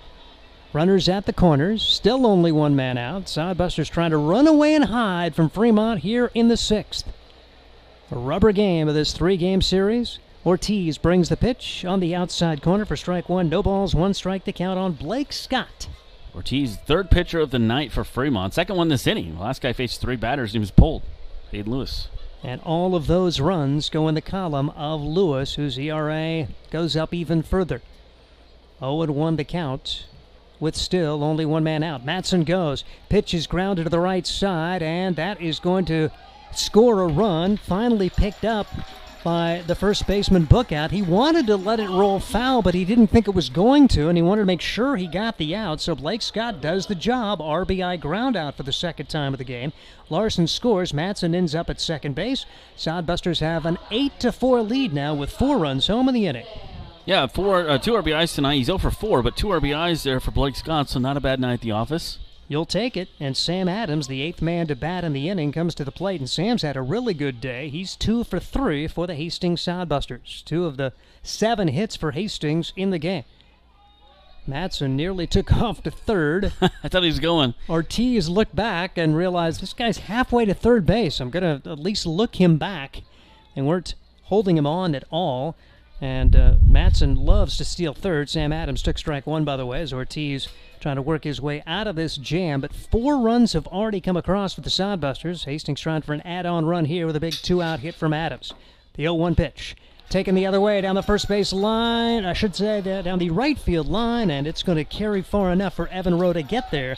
But a good go for the Hastings Sodbusters as they put 4 on the board, 4 runs on just 2 hits, and they leave 1, and we head to inning number 7. It's Hastings 8 and Fremont 4. This is Sodbuster 3rd and Baseball. 25. Quarterback takes the snap. He rolls out to the right. After the game, come on into Sirloin World for our Saturday specials. It's more fun to watch Nebraska football in person. And for a chance at great seats, enter the Nebraska Lottery's Lucky for Life ticket snap. Through July 26th, buy a Lucky for Life ticket and enter the voucher number for a chance to win Nebraska football Skybox season tickets and more. And don't worry, Sirloin World will still be there when the game's over.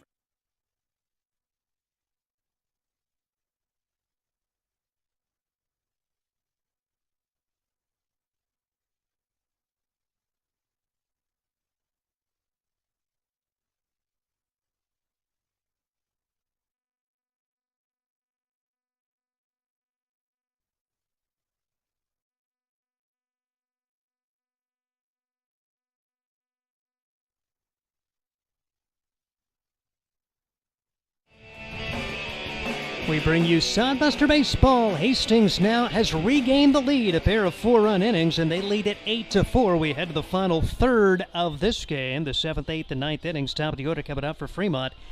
Dodge, Samayoya, and Aspaqueta. Their first look at Danny Garcia, who has come in and faced the minimum number of batters. His first 2 innings, he's allowed no runs on 2 hits. Both of the batters who reached against him were erased, one via the pickoff, one on a caught stealing. And now he'll get a chance to see the top of the order for the first time, and Danny trying to become a winner in his first appearance for the Hastings Sodbusters. He would be the winning pitcher if the Sodbusters can close this out here in the final 3 innings. There's pitchers in the bullpen that are up and moving, but they're all playing hacky sack right now. Ah, well, they are moving. Yeah, they're keeping the body going. Part of the conditioning. That's a big thing. They like to do hacky sack. Does Luke Bay condone that, apparently? I think it's okay as long as it's between innings and they're paying attention. That's good. And here comes Keenan Dodge. Dodge, his first opportunity to take a look at Danny Garcia. He's 1 for 2 with an RBI and a run scored. Batting in the right-handed box against the right-handed pitcher, Danny Garcia, the San Jose State product. Swing and a miss, no balls and 1 strike on Keenan Dodge.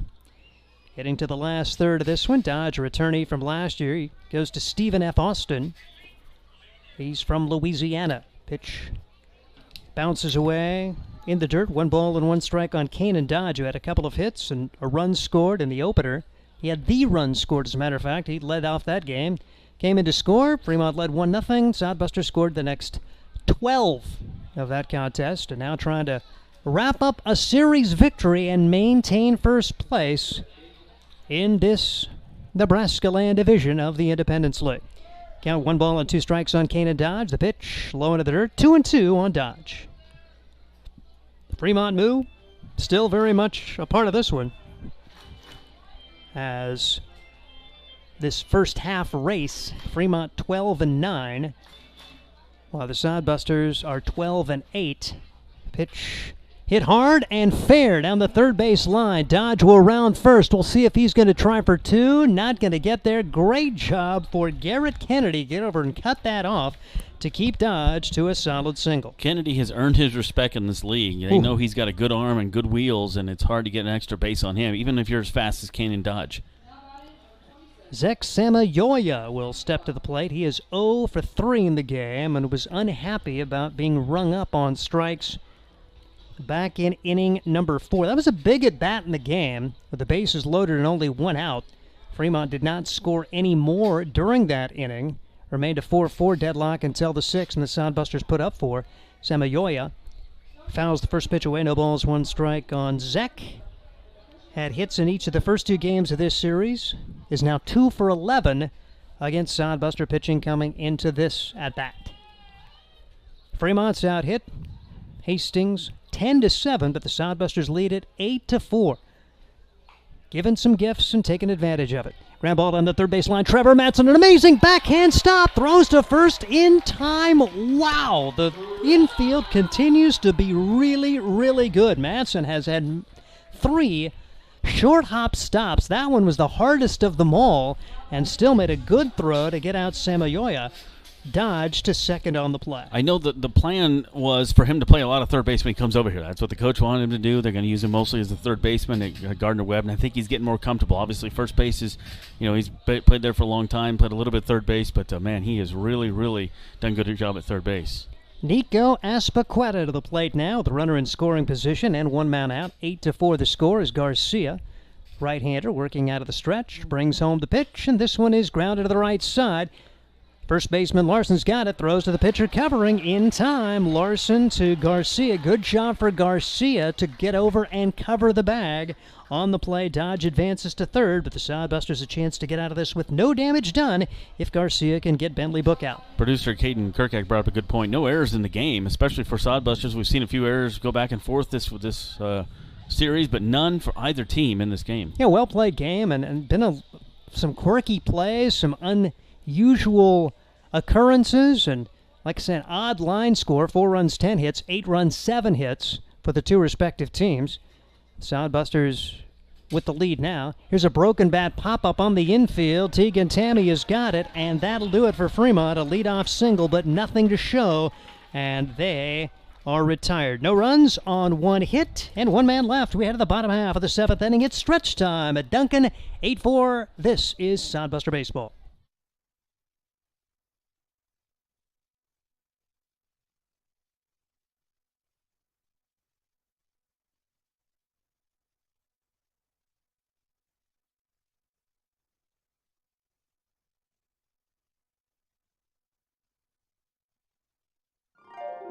Imagine visiting a place with historic housing districts, beautiful parks, and strolling through downtown shops. No, it isn't a fairy tale. It's Hastings, Nebraska.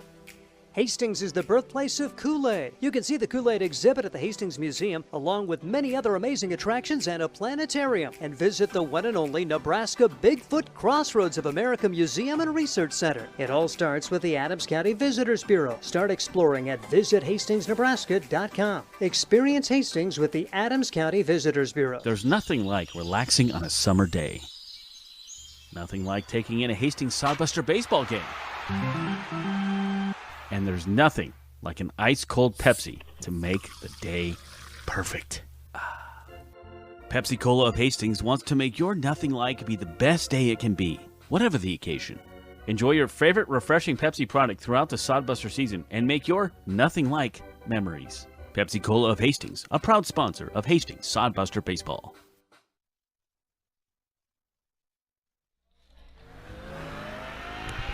This is Sodbuster Baseball, and Fremont will have a new pitcher as they will bring out Trey Nichols. Nichols pitched yesterday and earned a save, so he is in there again for the Fremont Moo. Nichols able to come in and work an inning and 2/3. His ERA at 2.61 coming into today as Hastings now with an 8-4 lead, trying to close things out as they need 6 outs to win it. Trying to add some insurance here in the bottom half of the 7th inning as they'll have their 7, 8, and 9 up against Nichols. Yeah, you got Tyson Gertis looking for his first hit of the night. He's been on base once. He was hit. And then you got Tamia, Kennedy. You look at the hits, Steve, and they're really spread out through this lineup. Interesting enough, Aaron Harper doesn't have a single, although he's contributed with some RBIs. And also Gertis doesn't have a single, neither does Blake Scott, but most of the other guys, I think, have all had singles tonight. Trey Nichols making his 7th appearance. That will tie for first on the team. He's thrown 10 and a third innings, allowing 3 runs on 10 hits, struck out 7, walked 3, 1-1, and that save was his first of the year yesterday. An outstanding ERA once again of 2.61, and he misses with his first offering here. 1 ball and no strikes to count on Tyson Gertis. Gertis 0 for 2. He was hit by a pitch with the bases loaded to get an RBI. Like I say, that 4th inning was so unusual. 4 runs scored, none of the runs scored on base hits. Pitch misses for ball 2. 2 bases loaded hit batsmen, a bases loaded walk, and an RBI ground out played to the runs. And that's one of the reasons the Hastings Sodbusters have 8 runs on only 7 hits. They've taken advantage of some opportunities, most notably in the 6th when a walk, and a hit batsman loaded the bases, and the Sodbusters able to get runs home with a 2-run single from Larson, an RBI single from Matson, an RBI ground out from Scott before it was all said and done. Holy Hannah. Swing, and the bat goes clear over the fence and into the crowd, and there is an unusual souvenir, and we hope everybody's okay as that ended up clear up did that go clear to over It's up here. It's up here by us. It went over the top It's on of the fence. concourse. It hit this chair by this lady right in front of her in row 2. Jeez. Up over by the beer window over there. Wow. Holy moly. That is a... and I think she didn't spill any. Oh, wow. That's a... It's a party foul. I'd spill some other stuff, man. If it, wow. I see a bat flying Did into one of the kids stands get it? like that. Somebody get it? Somebody... Yep. Yeah. Oh, there he is. Yep. Kid with a backpack got the ball. Wow. He was the quickest one to get it. Yeah, that you get your souvenir there. You got to keep your head on a swivel. You never know. So Gertis lost the bat there. Count his way 3-1. Swings and fouls it away here. 3 balls and 2 strikes. And hope that wasn't his really lucky bat. Yeah, I mean, this net is, what, 20 feet high? Yeah, so it That thing went way over the top of it. Yeah, that was you hardly ever see the bat go over one of these new fangled nets. Gertis stays alive as he fouls it over the top of the net. 3-2 the count still on Tyson Gertis for the Hastings Sodbusters. UNO product, a Millard South grab. Tyson Gertis. You a chance to meet him yet? No. Oh, he's a good talker. As the pitch is swung on and missed, it goes down on strikes. Say having a job that really doesn't allow me to get here till first pitch time. There's so much of the time where I just I show up and do the game. You get the chance to do all the work ahead of time, and I just show up. Really, it's a pretty good gig. Pretty good gig, isn't it? Yep. When you do all the work and I just talk. So. Show up, talk, get paid, leave. Yep. Tegan Tamia now will step to the plate. He has been on base twice. He scored 2 times, and he takes ball 1 ball and no strikes. Good to see the Flying Hawaiian back in the lineup today. Hasn't played much in this series, but certainly making an impact in this one. His pitch swung on and missed 1-1 the count on Tegan. Great defense and a single and a run scored in the 4th, or I should say the 3rd, a walk and a run scored in the 6th. Sodbusters with 8 on the board. 2 4-run innings for Hastings today as this pitch is down low. 2-1 the count on Tegan Tamia. The Flying Hawaiian is still the best nickname. Yeah, Jason Frew, hats off to the guy who does the mic work in the stands here at the Sodbuster games for coming up with that. 2-2 the count on Tegan Tamia as he swings and misses at that one. Tegan has had some fun moments this year. Like I say, I loved it when he was batting in the 4th spot of the batting order, and you know that the other team was like, that's your cleanup hitter? Yeah, he's like 5'8". And he watches this pitch go by and called strike 3, and he apparently knew it as he has nothing to say after that Trey Nichols off-speeder. So Tamia down, back-to-back strikeouts for Nichols, and now it'll be Garrett Kennedy who's had a productive day in the number 9 spot in the batting order. He is 1 for 2 with 2 runs scored. 8-4 Sodbusters, bottom half of the 7th inning. 8 runs, 7 hits for Hastings, 4 runs, 10 hits for the Fremont Moo. Here's the pitch. Taken down low for ball 1 ball and no strikes. It'll be interesting to see how long a leash they have with Danny Garcia. 32 pitches thrown in 3 innings. And has got it rolling, would be the winning pitcher. And it's been such a struggle at times for the Sodbusters to close things out here on the home field, even though they have a decent home record at 7-4. There have been games that have gotten away in the 8th and 9th innings. Most recently, yesterday, when 5 runs were put on the board by the Fremont Moo. I'd be surprised if we don't see Rand Sanders at some point tonight. 1-2 the count. Rand's have been really good his first 2 appearances. Pitch is just missing. Everybody thought it was a strike on the Fremont side. The catcher walked 4 steps toward the dugout, so he likely will not get the next call. Yeah, nice acting job there. And I'm not saying he was wrong, but Ian Graff probably not making any friends here. Well, the pitcher was smiling when he was doing it, so. 2-2 pitch, taken high, and that was ball 3. 3-2 the count on Garrett Kennedy. And Graff's probably irritated too because he's also struck out 3 times, so he's been on the other side of that. 3-2 delivery. Swing and a miss, so there's the strikeout, and 1-2-3 with 3 strikeouts for Trey Nichols. We'll head to the 8th inning. Sodbusters with the lead, 8-4. As Hastings is ahead of Fremont. This is Sodbuster Baseball.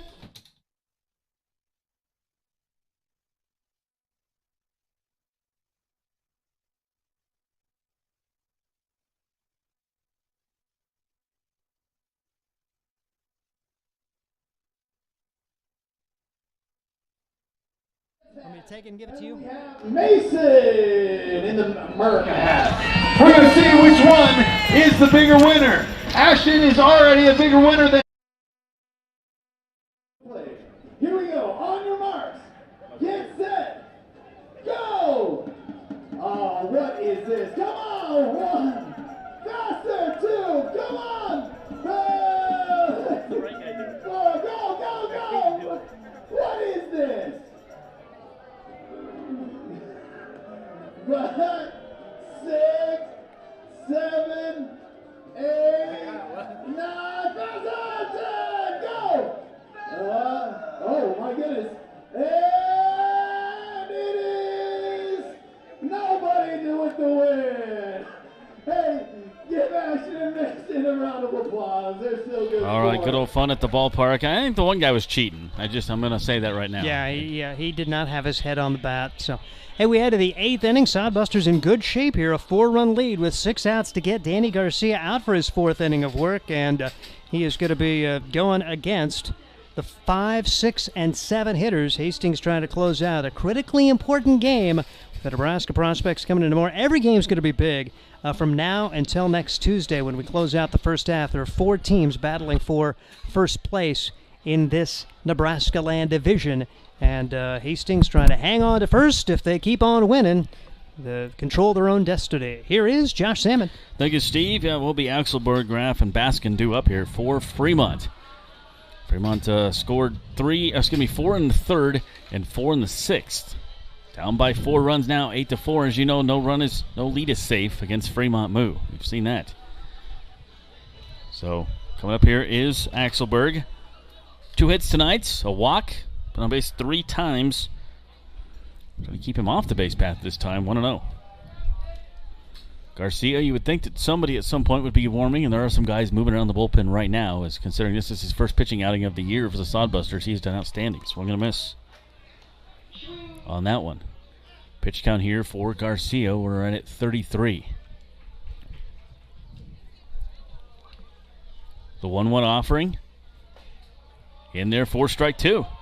Yeah, when we first heard about Danny Garcia, they made the comparison to Spencer Schwellenbach, a former Husker, probably going to be a starting shortstop and then maybe a relief pitcher. Well, now, he's not been able to get Aaron Harper out of the shortstop spot, but he's played a lot of third and done a really good job in the infield, and now getting an opportunity here to pitch for the Hastings Sodbusters. A warning was issued to the Fremont Moo dugout. Some comments were made on the strike call. Swung on and missed, but that one goes in the crowd. So how do you rule that one? Well, it gets a chance to reach. So yeah, he gets on base. Yep. So strikeout, wild pitch. It's interesting. That one almost went where the bat went. That lady's got a whole complete set over there. Yeah. So Axelberg reaches via the strikeout. Shea Bennett's going to talk things over. I don't know what he's pleading his case. He got the base. I don't know what else you could want. Trying to get maybe the case to have him go to second, perhaps. Yeah.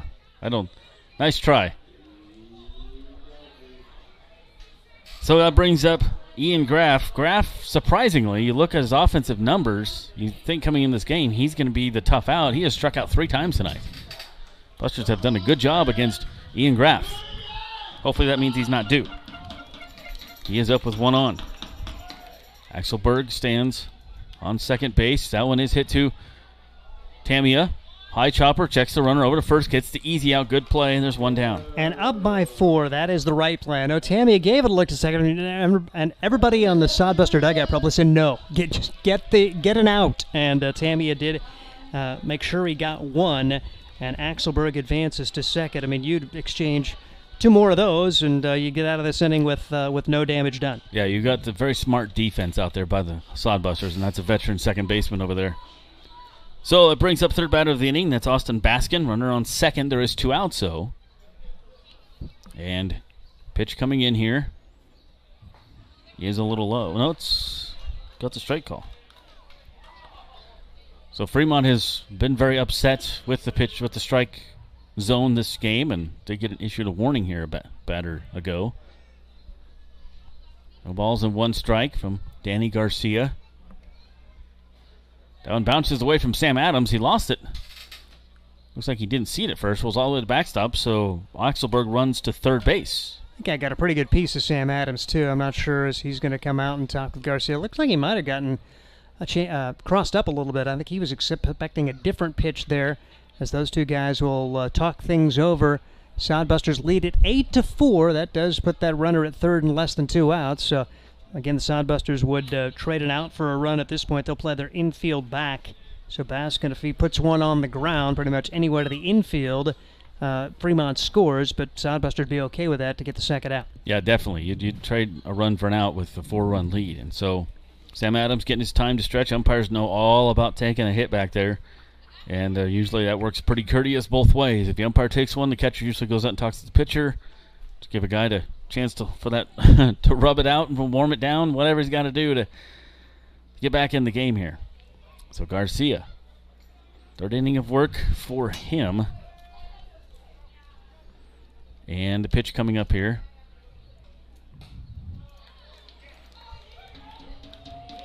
is a swing. Runner on third. Garcia, this is his 4th inning of work. So Axelberg led off the inning, reaching on a strikeout, and the ball bounced over the net into the crowd. He now stands on third base. Graff grounded out. There's 2 outs. Just 1. Excuse me, just 1 out. You're right. So 2 balls, 2 strikes. Rowe to up next. If Baskin, either way, he'll be up. Baskin up right now. Fremont trying to get a run in. They haven't scored since the 6th inning. They put 4 up in the 3rd, 4 in the 6th. Pitch on the way. And that one foul off on the first base side. And now it stays with 2-2. So Danny Garcia doing a good job for, we heard coming in that he's going to be used as a pitcher out of the bullpen. He can do second base. We've only seen him at second. He come in tonight and pitch. So as advertised, he's done a good job. There are some guys playing toss in the bullpen right now, but nobody really warming up for Hastings. Pitch coming up here, 2-2 to the batter, Austin Baskin.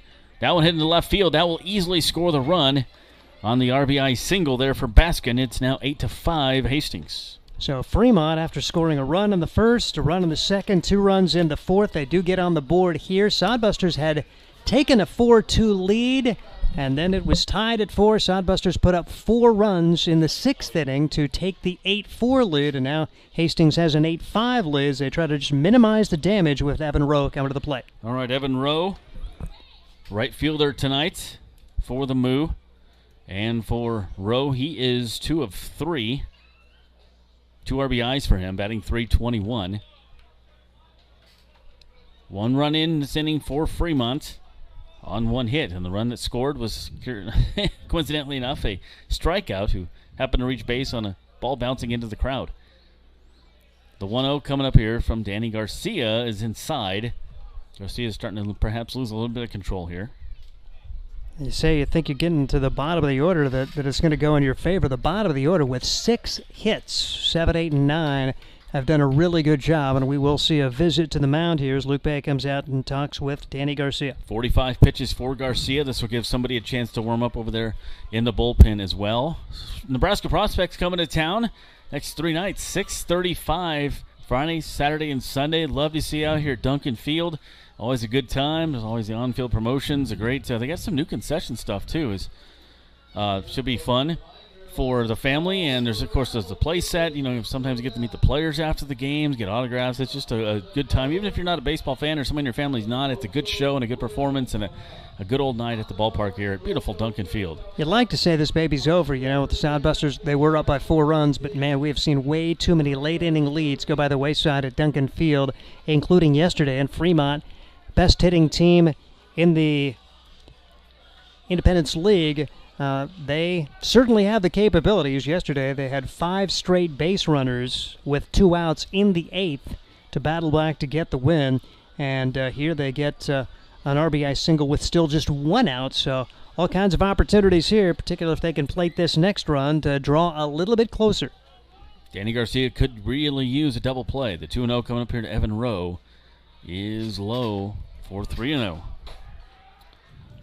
So 1 run in on 1 hit this inning for Fremont, but Hastings still leads 8-5. We're in the top of the 8th inning. Garcia trying to finish out his 4th inning of work. And that one called a strike, a generous strike on the outside corner. I don't think Fremont's going to be really happy with that one either, as Rose had a really good day. 2 RBI singles for him. He did get caught stealing back in inning number 2, but very productive from the 8th spot. It's almost creepy. His on-base percentage and his slugging percentage are both .666. And there's a walk for him. Not what you wanted to do if you're Danny Garcia.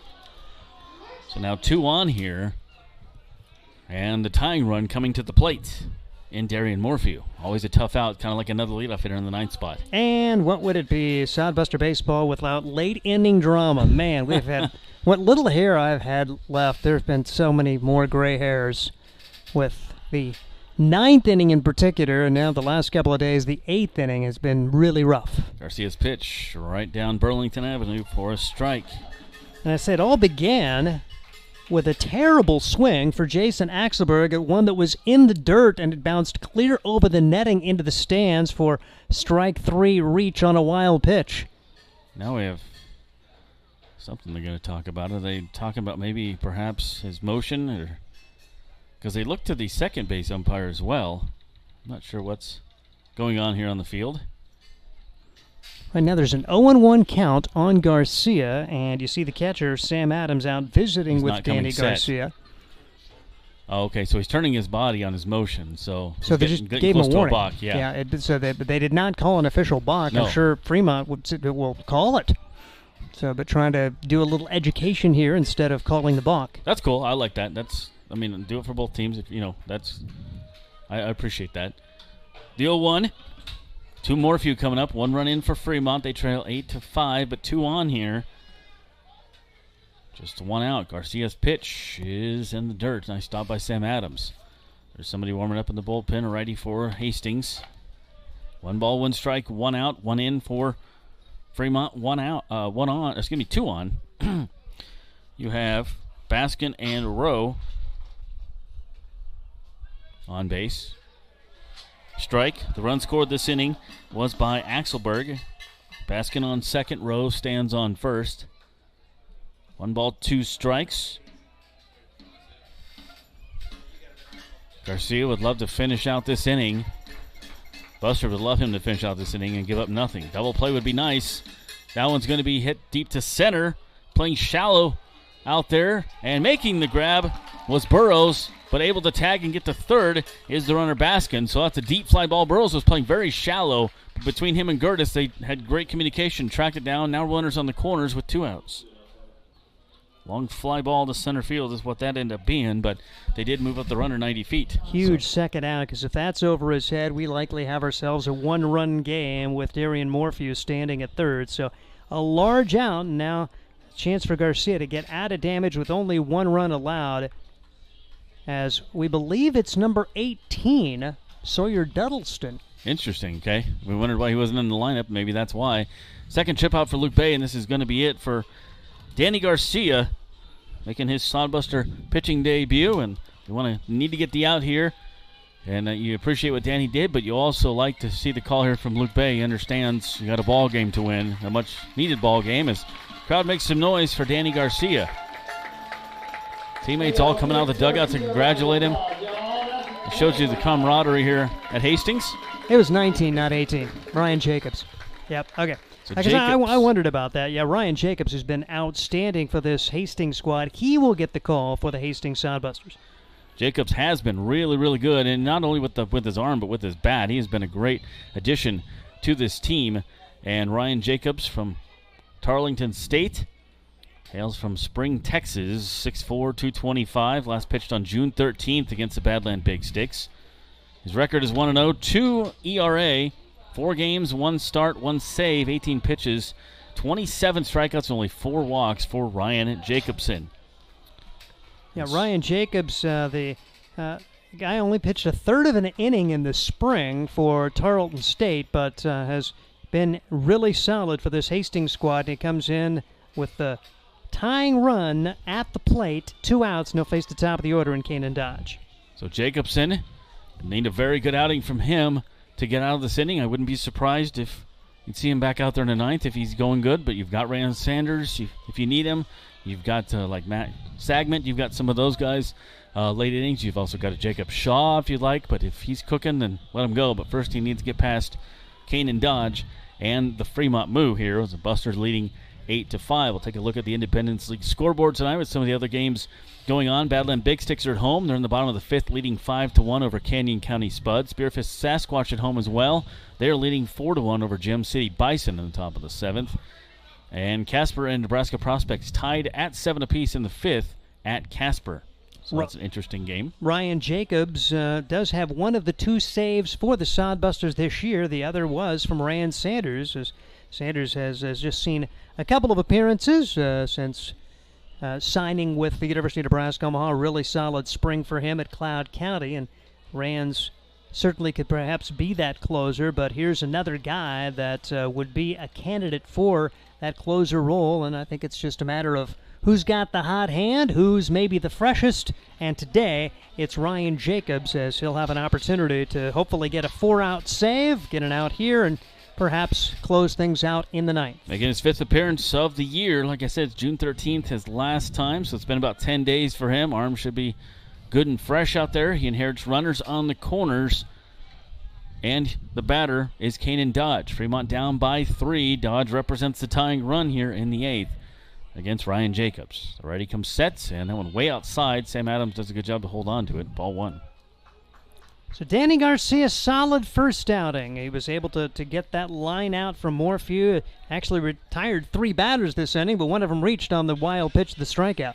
That one into right field. That will score a run. Nice inside-out swing, just placing the ball where it was pitched, and we've seen that all night long from Fremont, so now it's 8-6 and 2 runners on here with 2 outs. Fremont is never out of these games. Yeah, they have had a really good approach today and not tried to do too much. And how many of their 12 hits, at least half of them have been to the opposite field, most of them between first and second base, just hitting them where the defenders aren't. And now a big chance here for Zach Samayoya to get this game tied with an extra base hit. 3 hits for Dodge. Samayoya 0 for 4, so maybe this is the guy you want up if you're Jacobs.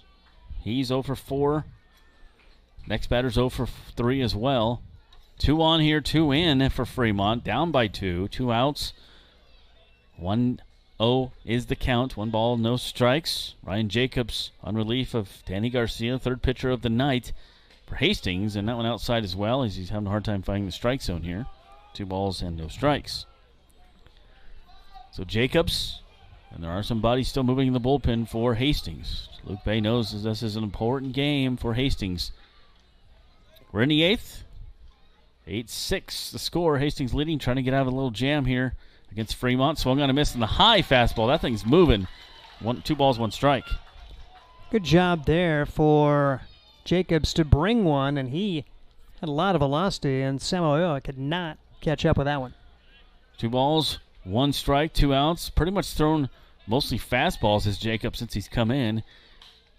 That one's going to be a little looper in the right field, making Tyson Gertis is out there, and boy, he was playing shallow, perfectly played. What a great job by Tyson Gertis to read that play, and it's not easy. It's not the lightest out there in right field. It's hard to see a ball sometimes, but these guys are used to it, and they get out of the inning. But 2 runs in there for Fremont, and they're still down at 8-6. Buster's trying to add to the lead in the bottom of the 8th. We'll be right back. This is Sodbuster Baseball. Nebraska Realty is a homegrown company that is deeply invested in the communities it serves. They are the largest independent real estate brokerage in the state with over 950 agents serving communities all across Nebraska. Nebraska Realty operates on the same principles and values as the people of this state: honesty, hard work, community, and people. They recently opened an office in Hastings and are excited to be part of the community and do their part in helping it thrive. See what Nebraska Realty can do for you at nebraskarealty.com. There's nothing like relaxing on a summer day. Nothing like taking in a Hastings Sodbuster baseball game.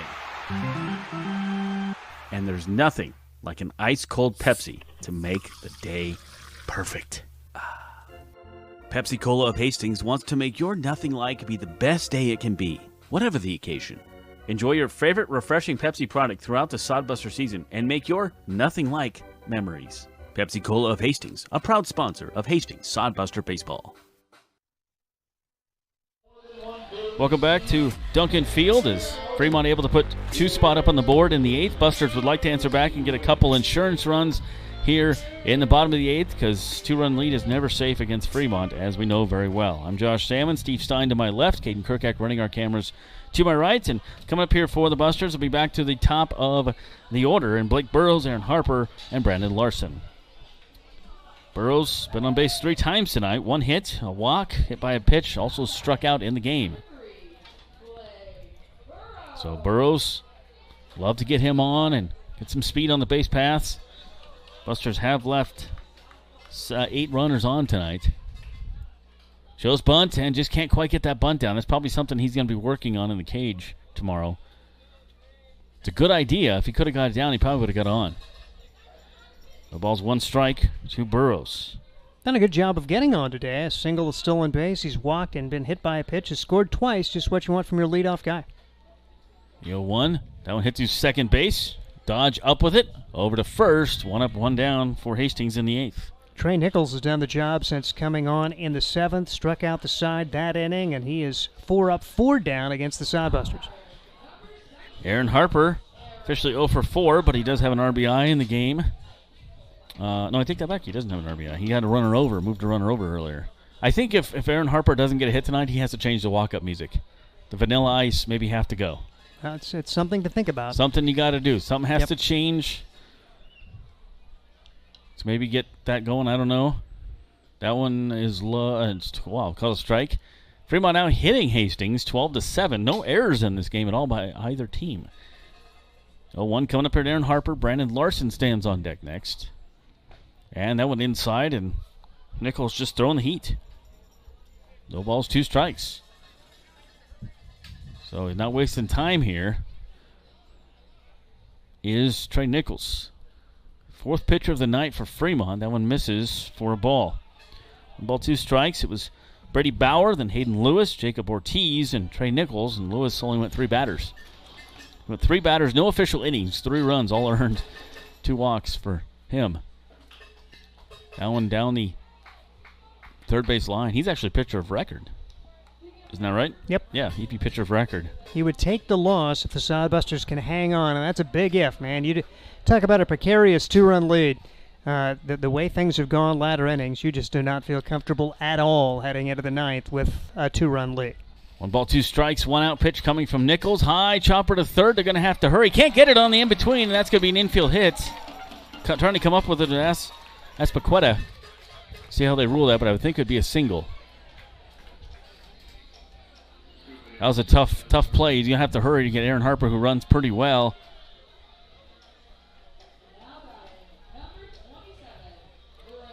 And no official marking yet.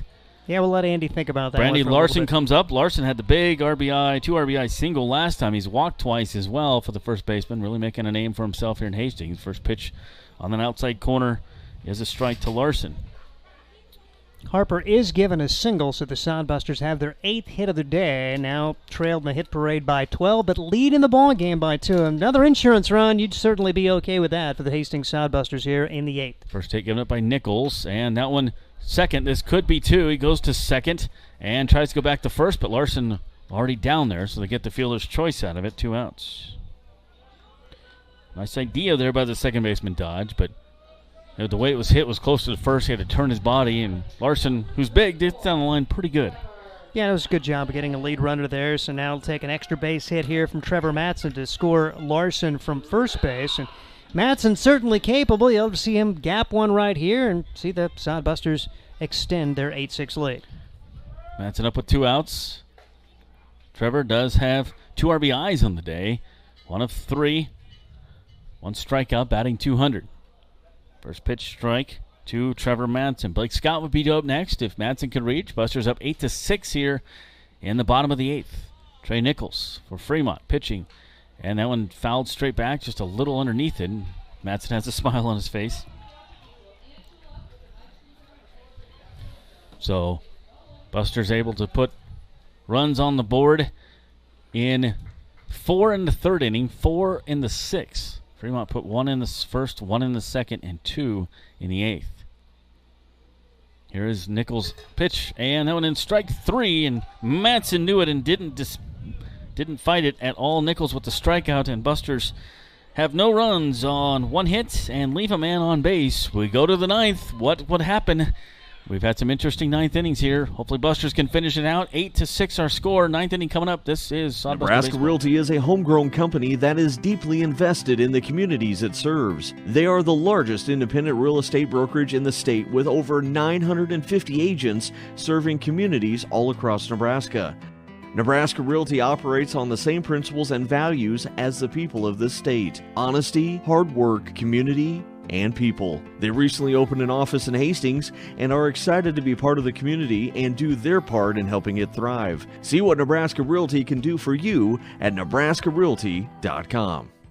Sodbuster Baseball is sponsored by Nebraska Land Distributors. When you come to the ballpark, you can get a Coors Light, crisp, refreshing chill, keeping Nebraska chill, and light beer from Miller. Light beer with more taste. Nebraska Land Distributors also features White Claw. Live your wave. And a trip to the ballpark wouldn't be complete without Leinenkugel's Summer Shandy, refreshing beer with a hint of lemon. Check out these great adult beverages on your next trip to the Hastings Sodbusters, courtesy of Nebraska Land Distributors. Welcome back to Duncan Field. 9th inning coming up. Busters lead 8-6. Josh Salmon, Steve Stein along with you here on the broadcast. Caden Kirkak running our cameras tonight, doing a terrific job as Ryan Jacobs back out there to try to close it out for Hastings. And Busters could really use this win. It's been a very tight series, tied at 1 apiece. Busters won 12-1 on Monday against Fremont. And Fremont won last night 5-2 at the big inning. And so we'll see what they can do here. There is some guys moving around the bullpen, but nobody warming up right now. So it's Ryan Jacobs' game. We'll see what goes on here as he faces against Fremont. And for Fremont, it's going to be 3-4-5. Yeah, yeah. Just to add to the drama a little bit, we've seen some fun ninth innings and some precarious ninth innings, and now you face three really good hitters if you are Ryan Jacobs, who was able to work his way around a single when he came in relief of Danny Garcia, but then got a line out to end the frame. So Azpilicueta comes up, third baseman. He has been on base once, otherwise grounded out 3 other times. 0 for 3 officially. Jacobs' third pitcher of the night for Hastings. Drew D'Ambra made his debut starting the game, and then Danny Garcia. And then you have Ryan Jacobs, came in last inning. Here is the pitch, righty versus righty on this one. And swung on and missed. Strike one. So slider, very fast slider coming up there. Azpilicueta, Bookout, and Axelberg due up here for Fremont. And the ninth, swung on and missed. Help him out on that one. That's a low pitch. Similar location, just a little lower. 0-2. 2 sliders looks like in a row here. Let's see if he goes to some kind of breaking pitch. Jacobs comes out ready to go. He's got the nice stirrups too. I like those stirrups. Pitch on the way, and goes out there again. Strike 3, gets a call in the outside corner. 1 down. And Azpilicueta did not like that call. He chirped at the home plate umpire. There's been a lot of guys unhappy with the strike zone. Jacobs will take it. That is a large first out here in the ninth. So another strikeout for the Fremont Moo, and they have 6 strikeouts as a team. So it brings out Bookout, first baseman tonight, and strike to him too. 4 strikes in a row thrown by Ryan Jacobs. Just going right after him. 8-6 our score. Top 9. Buster's trying to finish it out. Ryan Jacobs.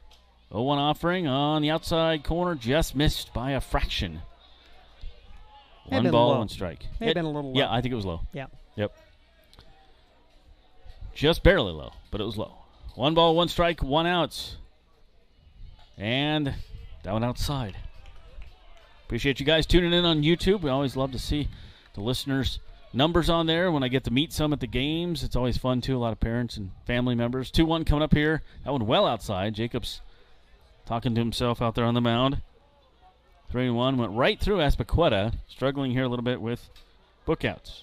Axelberg, who has 2 hits, is due up next. Just 1 out. We're in the top of the ninth. Pitch on the way. And that went upstairs. So a walk there by Bookout. And now your tying run comes to the plate. So wouldn't be easy. We knew that. Yep, 4 straight strikes, then 4 straight balls, and now which Ryan Jacobs will face Jason Axelberg?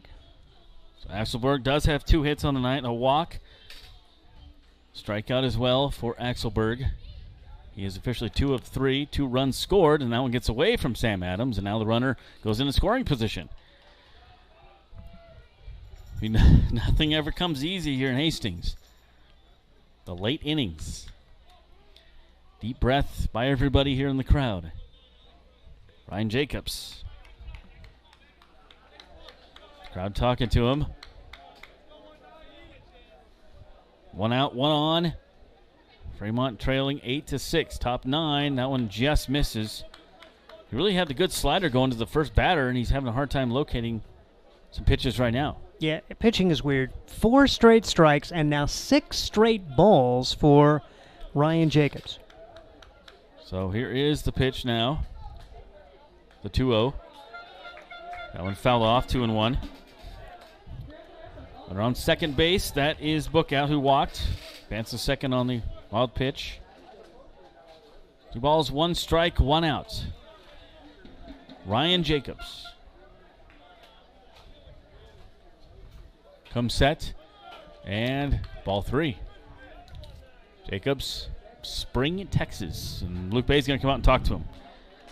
Bay, a former pitcher, been in situations like this. He tends to know sometimes the right things to say, and hopefully he's got the right thing to say here as we have a runner on. Take a look at the Independence League scoreboard. I did it again. Spearfish is at home, leading 4-2 in the 7th over Gem City. Badland Big Sticks still leading 5-1 in the 6th over Canyon County Spuds. And Nebraska Prospects have gotten a couple runs on the board. They now lead on the road at Casper in the 5th, 9-7. We'll see them this weekend as they come here for 3.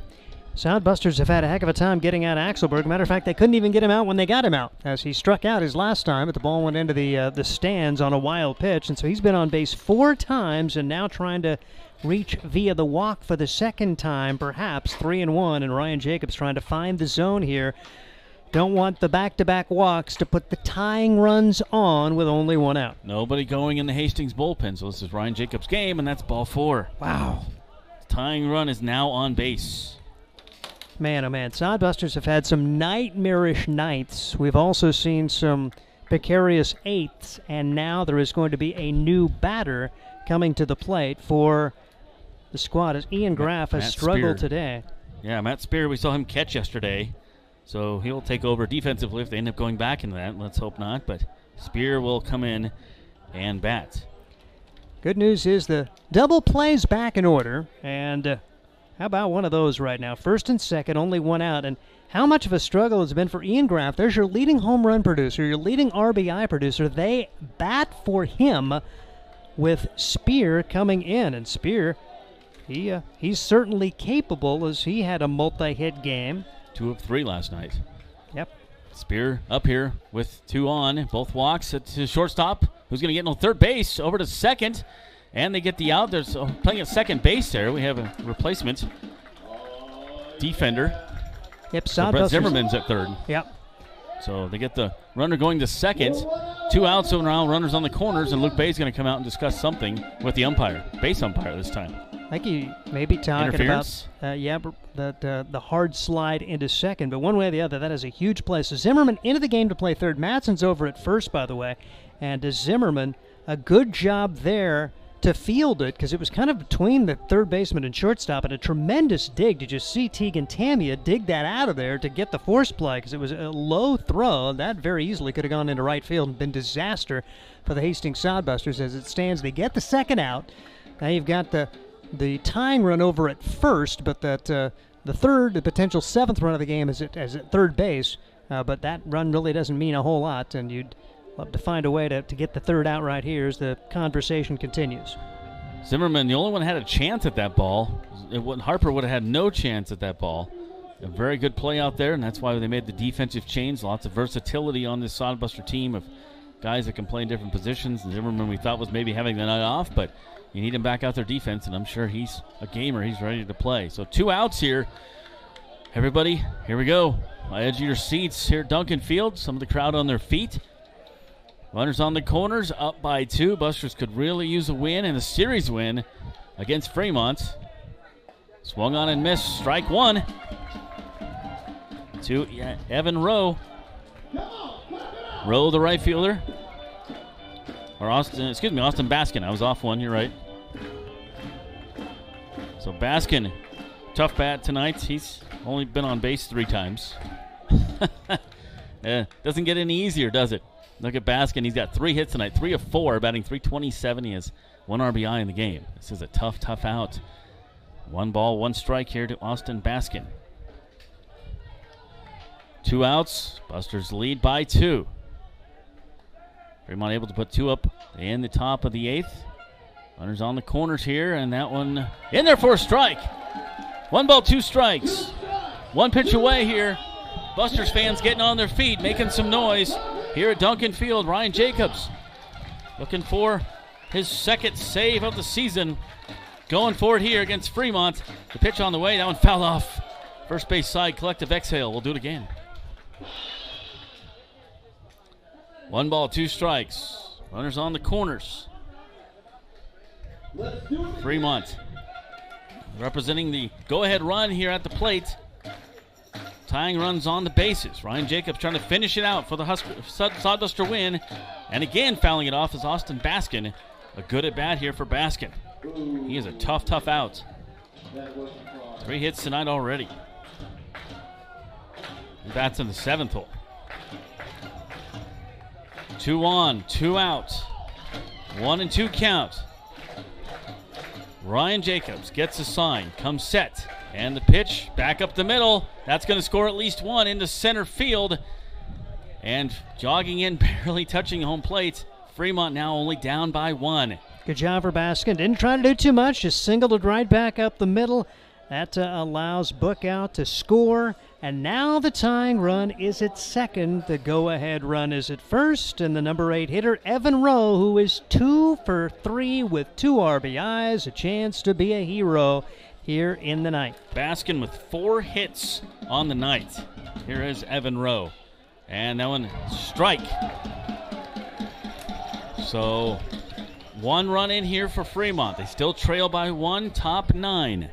Sodbusters trying to get the third out. Ground ball to somebody. Pop fly to somebody. Just get the outs. Tamia runs back over to his position. And it's 0-2. So Jacobs got ahead in the counts at the last batter, Baskins, but then gave up a single up the middle. He's got a couple pitches he can work with here. Let's see if he makes him try to go fishing for something. Evan Rowe, he goes back to the slider. They've had a hard time with that this inning. Jacobs pitch. Swung and a miss, got him. Busters win it. A much-needed win, and these guys are going to storm the field. Ryan Jacobs finishes it out, striking out Evan Rowe, and the Sodbusters win it 8-7. Woo! That's a good win. Busters 8 runs tonight and scored 8 hits. No errors in the ballgame for either team. 7 runs, 13 hits for Fremont, and no errors for them as well. We'll recap some numbers and come back and have a victory dance here at Duncan Field.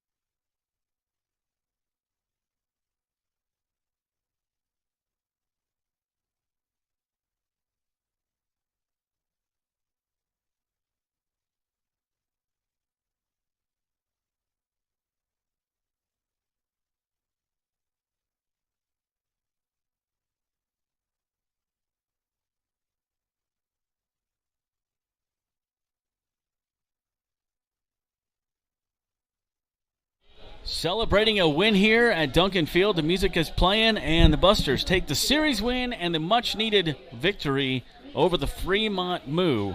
And Busters will take game number 1 and game number 3 of this series, and what a hard-fought battle. This Fremont Moo team, you knew coming in, you see their batting averages, what they can do defensively. This team is never out of it. Late innings this year have been very questionable for this Hastings Sodbuster squad, but those guys are celebrating down there. Right in the middle is Coach Luke Bay, and we're hoping to get him up here in a little bit to talk to him, but lots of celebrating going on down there for the guys. Ryan Jacobs gets the save in the game, and what a save it was, his second save of the season. Danny Garcia is the winning pitcher. First time pitching ever for Hastings Sodbusters. Comes in and goes 3 2/3 inning. He will get the win tonight. The losing pitcher is Trey Nichols. The losing pitcher is Hayden Lewis, who came in and didn't even pitch a full inning. 3 batters, 3 earned runs, and he gets the loss for Fremont. He was the second pitcher of the night for Fremont. Let's look at some of the hitting here for the Sodbusters. 8 hits for them, 2 of them coming from Sam Adams tonight. Nice to see him get a couple hits. Trevor Madsen got a couple RBIs. Blake Scott got a couple RBIs tonight. So 4 RBIs between those 2 guys. Tyson Gertis, there's only 5 RBIs by the entire Sodbuster team. They scored the other 3 runs via the free pass.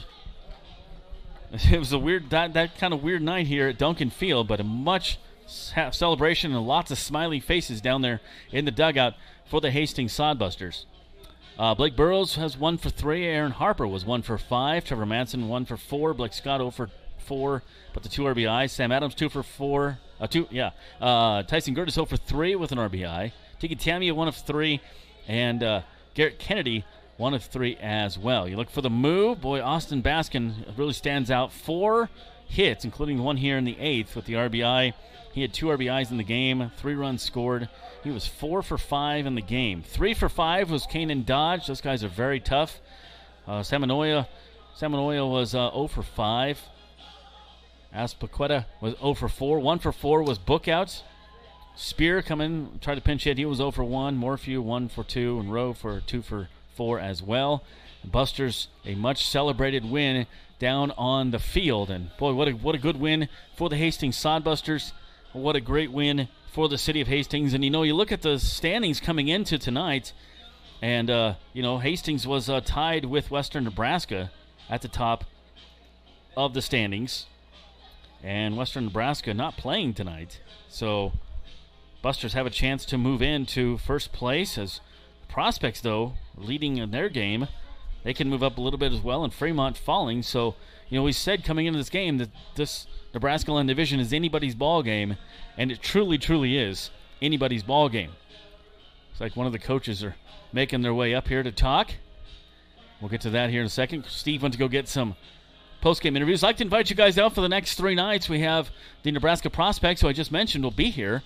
6:35 Friday, 6:35 Saturday, 6:35 Sunday here at Duncan Field. We'd love to see your smiling faces and your green and yellow outfits out here at the ballpark to have you celebrate with us here at Duncan. What a fun win that was for the Hastings Sodbusters, a much-needed win as we get ready to talk to coaches. And it's coached by, I get to pick here, Meeny, Miny, Mo. Huh? Let's throw Luke under the spotlight here first. And Luke Bay, congratulations on the win. That's a great win for the guys, and that feels really good, doesn't it?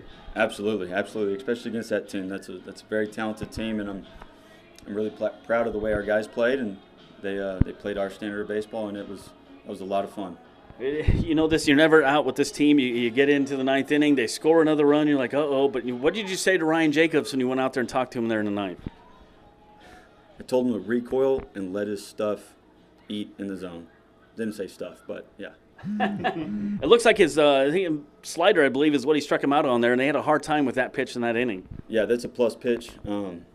He's a little rusty tonight. He just got back from a wedding. He'd been gone for a couple days, but he's one of our best arms, and I'd rather go down with him than some other guys. It was fun to see Danny Garcia out there as well, pitching tonight. You knew coming in that he could do that, but we've only seen him at second base. Talk about his outing. Yeah, it was phenomenal. It was really good. He was able to bridge the gap, and he came in and shut them down and got momentum in our dugout. And we've been trying to get Danny in the game for at least a week now, and just the opportunity never presented itself. And he plays a really good second base, and so it's hard to, give up defense for pitching. But he expanded his role, and I'm really glad to have him on our team. It's nice to see the Busters get some advantages with walks. Last night they gave up a bunch of walks, gave up some runs for it. They earned it tonight with hit batsmen, some walks, some big innings. It's nice to have it on that side of the coin, isn't it? Oh, no doubt. Last night we leave 12 people on base, and so we capitalized tonight, and that's the difference in the ballgame. I know you guys preach defense. This defense is outstanding. We saw some plays tonight that made your chin drop. I mean, just all over the field, everybody was making good plays, and those types of things will really come back and look at a game and say, hey, that could have saved a game. Yeah, absolutely. Especially at this park, you got to play defense, and you got to have 4 center fielders out there that can run anything down, and that's how we recruited, and we can really play defense. Okay, looking ahead to the Nebraska Prospects, a very good team. They have a good pitching staff. Guys can celebrate this one and just ready to come back and play tomorrow morning. Yeah, absolutely. I think our team, the more we played consecutively, I think the better we are. I think off days kind of hurt us a little bit as we get out of our routines. We got momentum, and we're just going to keep building, and it's going to be awesome. Brandon Larson kind of coming into his own there at first base. I talked to the big guy last night, and I think he's starting to get used to college pitching, and that's a good thing. Yeah, absolutely. He had phenomenal at-bats. He saw the ball really well today, and he came up with that big 2 RBI single there to really break it open for us. It looked like the at-bats tonight were a little more disciplined than last night. Last night, a little more free swinging. Saw a couple tonight that way, but I think the guys were trying to lay off a couple more pitches. And, of course, the strike zone was a little questionable, but still, I think the at-bats overall were a little better. Yeah, I thought we had great at-bats. Like you said, the walk is a weapon, and we were able to get on base 390s all night long, and we did have a very good approach. I thought the guys that they threw last night against us were really, really good arms, and so it made it tough. But, we just stayed with ourselves and didn't try to do too much, and that was the result. All right, manager Luke Bay there after the win tonight. Sodbusters win a good one here, 8-7 against the Fremont Moo, and I'd like to invite you guys out to come on out to the next 3 nights of games with the Nebraska Prospects, 6:35 each 3 nights. For Steve Stein, for Caden Kirkak, this is Josh Salmon signing off from Duncan Field. We'll see you out here.